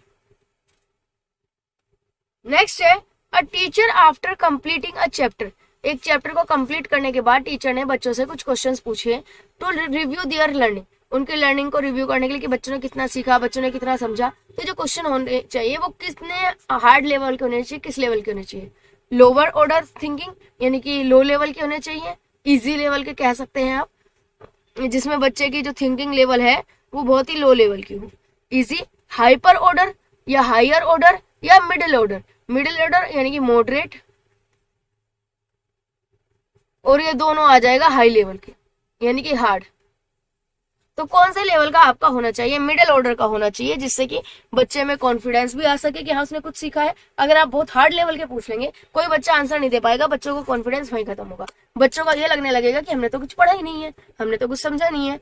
नेक्स्ट है a good teaching learning material, यानी कि जो TLM होते हैं इनको आप ऑडियो विजुअल एड्स भी कह सकते हैं। इनको आप क्या कह सकते हैं, ऑडियो विजुअल एड्स। तो जो ये TLM होते हैं ये एंटरटेनमेंट के साधन है। ये help the teacher to transact material without any modification, यानी कि बिना किसी मॉडिफिकेशन किए टीचर्स की हेल्प करते हैं कि वो अपने मटेरियल को ट्रांजैक्ट कर सके। ये help the learner acquire a language, बच्चों की मदद करते हैं किसी भी लैंग्वेज को एक्वायर करने में। या facilitate the teaching learning process, यानी कि टीचिंग लर्निंग प्रोसेस को फैसिलिटेट करने में मदद करते हैं। तो यहाँ पर यही परफेक्ट आंसर जाएगा टी, कि टीचिंग लर्निंग प्रोसेस में फैसिलिटेट करते हैं, कुछ ना कुछ अच्छा जो है फैसिलिटी उत्पन्न करते हैं।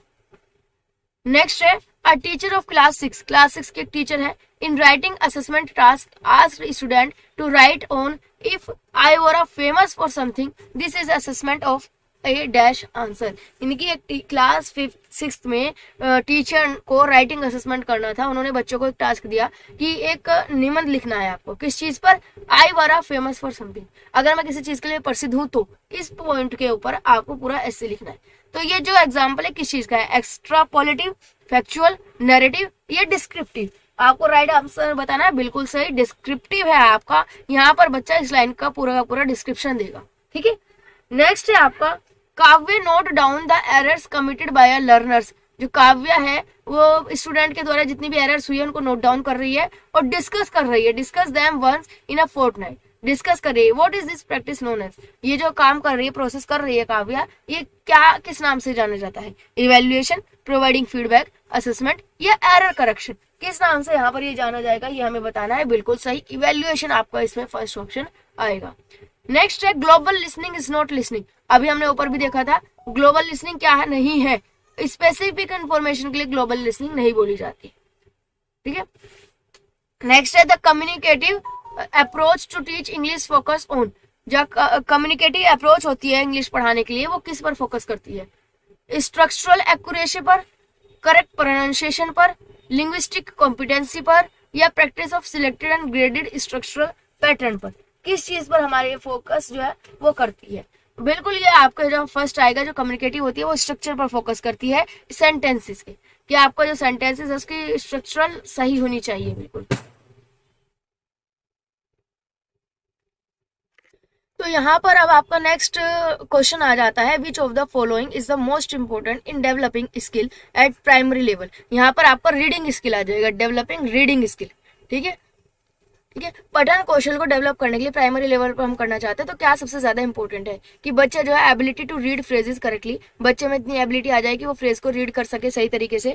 Ability to comprehend the text already read, जो बच्चे ने ऑलरेडी टेक्स्ट रीड किया है उसको समझने की एबिलिटी बच्चे में आ सके। Only knowing the correct order of alphabet, कि केवल और केवल वो करेक्ट ऑर्डर जानता हो इतना काफी है बच्चे के लिए। या ability to read word correctly, या वो जो है शब्दों को सही तरीके से रीड करने के, प्रोनाउंस करने के एबल हो सके, योग्य हो। तो यहाँ पर सही ऑप्शन इसका हमें बताना है कि क्या जाएगा आपका। बिल्कुल यहाँ पर आपका राइट ऑप्शन जाएगा option number B, ability to comprehend the text and the already comprehend the text already read. Next है a speech community refers to a group of people who are, एक कम्युनिटी है, speech of community है जो कि एक ऐसे group को refer कर रही है, people who are bilingual, share community membership and linguistic communication, share homogeneity with reference to their values, are multilingual। तो ये जो कम्युनिटी का ग्रुप है ये किस तरह का ग्रुप आपका होगा, यहाँ पर हमें ये बताना है। तो इसका आपका जाएगा C option, share homogeneity with reference to their value system. उनके अंदर होमोजेनिटी होनी चाहिए अलग अलग वैल्यू सिस्टम को लेकर। नेक्स्ट क्वेश्चन है, prediction in term of reading refers to. Reading के अंदर जो प्रिडिक्शन होती है, अनुमान लगाना होता है, वो क्या होता है? Using knowledge of subject matter for गेसिंग the context for guessing the content and vocabulary, यानी कि कंटेंट और वोकेबलरी को गैस करने के लिए हम अपने सब्जेक्ट मैटर से रिगार्डिंग नॉलेज को यूज कर रहे हैं, या पैराफ्रेजिंग, या प्रीव्यूइंग, या using prior knowledge of the subject and ideas in the text as clues to the meaning of unknown words. ठीक है, तो इसका राइट ऑप्शन हमें यहाँ पर बताना है कि क्या आ जाएगा आपका इसका राइट ऑप्शन। तो बिल्कुल डी ऑप्शन आपका इसका करेक्ट जाएगा कि हम प्रायर नॉलेज का हम यूज करेंगे सब्जेक्ट से रिगार्डिंग, जिससे कि हम अननोन वर्ड्स का मीनिंग पता लगा पाए। नेक्स्ट क्वेश्चन है, Yasmin an English language teacher. Yasmin है जो इंग्लिश लैंग्वेज की टीचर है, give a student group work to explore an area. अपने ग्रुप स्टूडेंट ग्रुप को एक काम देती है कि वो अपने एरिया को एक्सप्लोर करे, ज्यादा से ज्यादा खोजे उसके बारे में। And ask them to find important notices and names of a place and street to document them to write a report. तो ये एक्टिविटी क्या हो जाएगी? असाइनमेंट है, एक्टिविटी बेस्ड लर्निंग है, पीर ग्रुप है, या प्रोजेक्ट ग्रुप है? तो आपका इसमें क्या आ जाएगा आपका राइट आंसर, बताइए। बिल्कुल, ये आपका एक्टिविटी बेस्ड लर्निंग आपका आ जाएगा। इसमें आपका बाकी भी आ सकता है, पीर ग्रुप, प्रोजेक्ट ग्रुप, लेकिन एक्टिविटी बेस्ड लर्निंग के अंदर आपका ये तीनों के तीनों चीजें शामिल हो जाएगी, तो बेस्ट ऑप्शन आपका यही जाएगा। नेक्स्ट है, Mridu Smrita while teaching a lesson on atoms. Atom के ऊपर एक लेसन पढ़ा रही थी from the science text book से। Give a student activity based on the theme. The activity includes vocabulary and debates on the uses of atomic energy. What is this strategy is known as? ये strategy आपकी क्या कहलाएगी? जो आपकी teacher थी वो science में टॉपिक पढ़ा रही थी एटम का, तो उन्होंने एटॉमिक एनर्जी से रिगार्डिंग एक डिबेट की कि इसमें ज्यादा से ज्यादा वोकेबलरी का इंक्लूडन करना है, यूज करना है। तो ये स्ट्रेटेजी किस नाम से जानी जाएगी? Language across curriculum, language in other subject, language in science, language through science. तो आपका यहाँ पर राइट ऑप्शन हमें इसमें बताना है। तो इसका जाएगा ऑप्शन नंबर ए, लैंग्वेज अक्रॉस करिकुलम। हम लैंग्वेज को पूरे करिकुलम में क्या कर रहे हैं, ढूंढने की कोशिश कर रहे हैं, या पूरे करिकुलम में बच्चों को कुछ ना कुछ लैंग्वेज से रिगार्डिंग सिखाने की कोशिश कर रहे हैं। नेक्स्ट क्वेश्चन है, Sushila discussed a short story.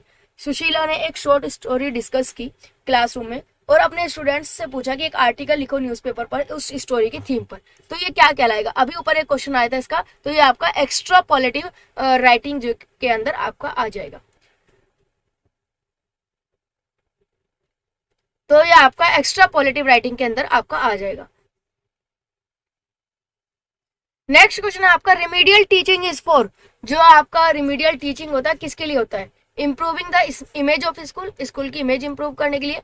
The learners to learn better, कि बच्चे जो है वो अच्छा सीख सके। The learners to learn better and teachers to improve his or teaching.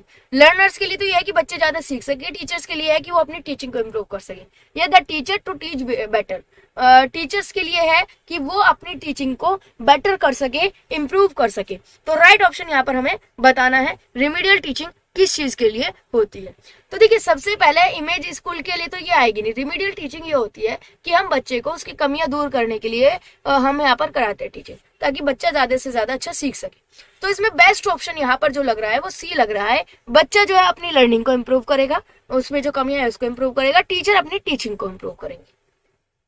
Next है, the teacher can remediate for the student with language learning difficulty. Student है जिनको लैंग्वेज लर्निंग डिफिकल्टी है, तो टीचर उनको कैसे रिमीडीज दे सकते हैं? उनके focusing on individual progress with individualised instruction. जो आपका इंडिविजुअलाइज्ड इंस्ट्रक्शन होता है, या इसको आईपी भी कहते हैं, इंडिविजुअलाइज्ड प्रोग्राम, तो उस पर फोकस करें। बच्चों को समराइज्ड और सिंपल नोट दें। Initially giving information as reading only, no writing. शुरू में केवल रीडिंग की इन्फॉर्मेशन दे, राइटिंग की नहीं दे। एक्स्ट्रा क्लासेस कंडक्ट कराएं ताकि वो बाकी को कैचअप कर सके, यानी कि जो वीक स्टूडेंट्स हैं उनके लिए एक्स्ट्रा क्लास कराएं ताकि वो बाकी स्टूडेंट्स के साथ आपके आ सके। तो देखिए यहाँ पर आपका कंडक्ट आपको डी लग रहा होगा, बिल्कुल आपको इसमें कंफ्यूजन होगी, डी आपका राइट आंसर है। लेकिन अगर आप बाकी के ऑप्शंस को देखेंगे और सिर्फ एक आंसर पर फोकस ना करके बाकी के ऑप्शन को देखेंगे, फर्स्ट इंडिविजुअलाइज्ड इंस्ट्रक्शन, तो ये आपका सबसे परफेक्ट जाएगा। क्यों जाएगा? क्योंकि ए के अंदर डी ऑलरेडी इंक्लूड हो जाएगा। जब आप इंडिविजुअलाइज्ड प्रोग्राम करोगे तो हर एक बच्चे को इंडिविजुअली फोकस करोगे, उसकी जरूरत के अकॉर्डिंग आप अलग से प्रोग्राम करोगे। जहां जिसको रिमीडियल जरूरत है रिमीडियल क्लासेस दोगे, जिसको एक्स्ट्रा फोकस की जरूरत है एक्स्ट्रा फोकस दोगे, जहां जिसकी जैसी जरूरत है उसके अकॉर्डिंग काम करोगे। तो ए के अंदर डी अपने आप ही इंक्लूड हो जाएगा। अगर यहाँ पर ए नहीं लिखा होता तो आपका डी ऑप्शन जाता, बिल्कुल करेक्ट जाता, लेकिन क्योंकि यहाँ पर ए है इसलिए हम यहाँ पर ए देंगे। अ गुड टीचर, अच्छा शिक्षक वो है जो गिव्स देम एग्जाम्पल, यहाँ पर एग्जाम्पल आएगा, sorry give them ample opportunity to learn, यानी कि बच्चों को ज्यादा से ज्यादा अवसर देता है सीखने के, या उनको यूजफुल इंफॉर्मेशन दे। Explain concept and principles, principle सिद्धांत और कंसेप्ट को समझाएं। गिव प्रिंटेड नोट्स, बच्चों को प्रिंटेड नोट दे दे, तो प्रिंटेड नोट देना नोट गुड आइडिया, ठीक है। तो यहाँ पर इसमें हमें बताना है, तो सबसे पहला ए ऑप्शन जो है सबसे आइडियल और सबसे अच्छा लग रहा है, वही आपका जाएगा कि ज्यादा से ज्यादा अपॉर्चुनिटी दे बच्चे को कि वो ज्यादा से ज्यादा खुद से खुद सीख सके। डिसलेक्सिया, बच्चों को डिसलेक्सिया की प्रॉब्लम है, और हमें पता है डिसलेक्सिया वो होता है जहाँ पे बच्चों को रीडिंग में प्रॉब्लम आती है, बच्चा जो है रीड नहीं कर पाता। Is an intellectual disability, intellectual disability है that negatively effect the understanding abilities in term of, जो कि समझने में जो क्षमता है समझने की उसको इफेक्ट करती है, ठीक है। कैसे? ओरल लैंग्वेज को इफेक्ट करती है, साइन लैंग्वेज को, डायलेक्ट को या रीडिंग को। देखिए घुमा फिरा कर क्वेश्चन कहना है लेकिन आंसर वही होना है। हमें डिसलेक्सिया पता लग गया, डिसलेक्सिया आपका रीडिंग से रिगार्डिंग आपका होता है। विच of the following is not a prescribed level of teaching, इनमें से कौन सा ऐसा है जो कि टीचिंग के लेवल में प्रिस्क्राइब्ड नहीं है? रिटेंशन, मेमोरी, अंडरस्टैंडिंग या डिफरेंशिएशन, ये हमें आपको बताना है। तो यहाँ पर आपका जाएगा डिफरेंशिएशन। रिटेंशन आपसे सबसे पहले आता है कि बच्चों को रिटेंशन गेन करो, मेमोरी पावर, अंडरस्टैंडिंग पावर, तो आपका डिफरेंशिएशन जो है ये आपका प्रिस्क्राइब्ड नहीं है। डिफरेंशिएशन का मतलब होता है कि बच्चों को डिफरेंशिएट कर दो, अलग अलग कर दो। नेक्स्ट है स्टैंडर्डाइज्ड टेस्ट जो होता है, स्टैंडर्डाइज्ड जो असेसमेंट होता है उसका मतलब कैसा असेसमेंट होता है? फॉर्मेटिव, समेटिव, फ्रीक्वेंट या अल्टरनेटिव। तो यहाँ पर जो आपका राइट जाएगा वो जाएगा समेटिव। स्टैंडर्डाइज्ड टेस्ट जो होता है वो आपका सबसे लास्ट में होता है, समेटिव होता है जहां पर आपकी इवेल्युएशन किया जाता है। नेक्स्ट है remedial teaching as a part of formative assessment. अगर हम एज अ फॉर्मेटिव असेसमेंट की तरीके से रिमीडियल टीचिंग कर रहे हैं तो इसका क्या आएगा? Diagnosing and addressing gaps in the learning, teaching beyond the text book, extra coaching bye parents, teaching for gifted students. Parents का तो कोई मतलब नहीं है कि पेरेंट्स खुद से एक्स्ट्रा कोचिंग देंगे, नहीं, टीचिंग फॉर गिफ्टेड स्टूडेंट, ठीक है, या आपका teaching beyond the text book. तो आपका राइट ऑप्शन इसमें बताना है, तो सबसे पहला ही जाएगा कि बच्चों को डायग्नोस करे और उनकी लर्निंग की कमियों को दूर करे, पहचाने। नेक्स्ट है विच of the following is a value associated with an inclusive classroom, यानी कि इनमें से ऐसा कौन सा वैल्यूज है जो कि क्लासरूम, इंक्लूसिव क्लासरूम से एसोसिएटेड है? कॉम्पिटेंसी या कॉम्पिटिशन, एनवी, सिंपैथी या कोलैबोरेशन। राइट ऑप्शन हमें यहाँ पर इसमें बताना है, तो कोलैबोरेशन सबसे परफेक्ट जाएगा कि कोलैब करे, ज्यादा से ज्यादा बच्चे भी कोलैब करे, टीचर भी कोलैब करे। एम ऑफ मैकेनिकल ड्रिल्स, जो आपका मैकेनिकल ड्रिल्स होता है उसका क्या लक्ष्य होता है? Strength the role learning capacity of the learner, encourage creative use of language among the learner, improve the fluency of the learners या improve the accuracy of the learners। तो यहाँ पर आएगा encourage the creative use of language learner, right option जाएगा option number B. Next है a textbook describes a domestic scene which shows the father cooking in the kitchen, the mother coming home from work and their son sewing. What is the concept conveyed? एक text book में एक scene दिखाया गया जिसमें कि पिता जो होते हैं वो खाना पका रहे होते हैं, माता जो है वो घर पे काम करके आ रही होती है और बच्चा जो होता है उनका, ठीक है, माता जो है वो घर पे काम करके आ रही होती है। तो ये जो कंसेप्ट है क्या कन्वे करना चाह रहा है? Division of labour, work is worship, removing gender बायस या डिग्निटी ऑफ लेबर। तो यहाँ पर आपका ऑप्शन नंबर सी जाएगा, removing gender bias. Gender bias को रिमूव कर रहा है। नेक्स्ट है remedial teaching is a part of formative assessment, summative assessment, class test या आपका ऑल ऑफ द अबोव। तो यहाँ पर ऑल ऑफ द अबोव जाएगा, रिमीडियल टीचिंग सभी का पार्ट है। फॉर्मेटिव असेसमेंट करेंगे, असेसमेंट वर्ड आ गया, देखिए असेसमेंट का मतलब ही होता है कि बच्चों की कमियों को पता लगाना और उनको दूर करना, और जब पहला दूसरा है तो आपका ऑल ऑफ द अबोव भी आपका जाएगा। नेक्स्ट है in present era English language teaching is facing, आज के टाइम पे जो इंग्लिश लैंग्वेज टीचिंग है वो क्या फेस कर रही है, ओवर एम्फेसाइज ऑन ग्रामर, की ग्रामर पे ज्यादा फोकस हो रहा है, लैंग्वेज लेबोरेटरी पे कम हो रहा है, टीचिंग थ्रू ट्रांसलेशन के थ्रू ज्यादा पढ़ाया जा रहा है, या ऑल ऑफ दिस। तो आपको राइट ऑप्शन बताना है। तो सारे ही आपके यहाँ पर आज के टाइम में कमियां हैं। तो बच्चों के ग्रामर पर ज्यादा फोकस किया जा रहा है, लैंग्वेज लेबोरेटरी जो इसकी कमी है, और ट्रांसलेशन के थ्रू बच्चों को पढ़ाया जाता है। नेक्स्ट क्वेश्चन है आपका, which of these is strategies of remedial teaching. Remedial teaching की स्ट्रेटेजीज क्या हो सकती है, action research, programme test, both A and B, या नन ऑफ द दीज। तो यहाँ पर आपका दोनों ही स्ट्रेटेजीज हैं रिमीडियल टीचिंग की, एक्शन रिसर्च भी और प्रोग्राम टेस्ट। तो आपका ऑप्शन आएगा option number C, both A and B. Next question पर बढ़ते हैं, question number 14। The aim of remedial teaching, remedial teaching का क्या उद्देश्य है, बच्चों की लर्निंग डिफिकल्टीज को डायग्नोज करना, उनको एलिमिनेट करना, रिटेक इनकरेक्टली लर्नड स्किल, जो आप बच्चे ने गलत स्किल सीखी है उसको रीटीच करना। तो आपका क्या आंसर जाएगा, बोथ बी एंड सी। तो 14 का आंसर हमें बताना है यहाँ पर, तो बोथ एंड बी एंड सी। यहाँ पर डायग्नोज करना तो रिमीडियल टीचिंग से पहले का पार्ट है। सबसे पहले हम डायग्नोज करते हैं, उसके बाद रिमीडियल टीचिंग देते हैं, जिसके अंदर हम इन इफेक्टिव हैबिट्स को एलिमिनेट करते हैं, जो गलत सीखी हुई कमियां हैं, जो गलत सीखी हुई स्किल्स है, उनको दोबारा से पढ़ाते हैं। तो both B and C, D option आपका इसमें करेक्ट जाएगा। नेक्स्ट है, error correction does not require, जो आपका एरर करेक्शन होता है उसको में जरूरत नहीं होती। To attend to errors in a sensitive, to embrace the learner through correction, to develop a task where a student can use language frame, to provide good model of an expanded grammatically utterance। तो आपका क्या आ जाएगा, बिल्कुल सही, सबसे पहला आएगा आपका to attend to error in a sensitive. सब फर्स्ट ऑप्शन आपका बिल्कुल करेक्ट जाएगा। तो दोस्तों यहाँ पर हमने 100+ क्वेश्चन जो है वो कवर कर लिए हैं। होपफुली आपको यहाँ पर मजा आया होगा इस सेशन में। इस सेशन में से काफी सारी उम्मीदें हैं कि आपको मोस्टली क्वेश्चन या आपको इनमें से जो है क्वेश्चन देखने को मिल जाए। वैसे इंग्लिश पेडागोजी में आप जानते हैं यूपी टेट के अंदर 2-3 क्वेश्चन पूछे जाते हैं, सी टेट के अंदर 15 क्वेश्चन पूछे जाते हैं। तो ज्यादा से ज्यादा चांस है कि आपको इनमें से क्वेश्चन जरूर देखने को मिलेंगे। इसके अलावा भी हमारे पास जो भी मटेरियल अवेलेबल हो पाएगा वो हम आपको अवेलेबल कराएंगे। आप भी आपके पास जो सोर्स है प्रैक्टिस के साथ लगे रहिए। इंग्लिश पेडागोजी की मैंने कंटेंट की भी और क्वेश्चंस की भी दोनों वीडियो डाल दिए। दोनों वीडियो को देखो और उसके बाद जमकर प्रैक्टिस कीजिए, जहां से जो मटेरियल आपको मिल सके आपका काम जो है हो जाएगा। उससे ज्यादा आपको टेंशन लेने की जरूरत नहीं है। इसी तरह के हिंदी पेडागोजी और हिंदी पेडागोजी के जो क्वेश्चन है वो भी मैं जल्द ही लेकर आपके सामने आऊंगी। वीडियो को ज्यादा से ज्यादा लाइक कीजिए और नेक्स्ट वीडियो को पाने के लिए चैनल को सब्सक्राइब कर बेल आइकन को प्रेस करना ना भूलें। आज के लिए बस इतना ही, मिलते हैं नेक्स्ट वीडियो में। आज के लिए धन्यवाद।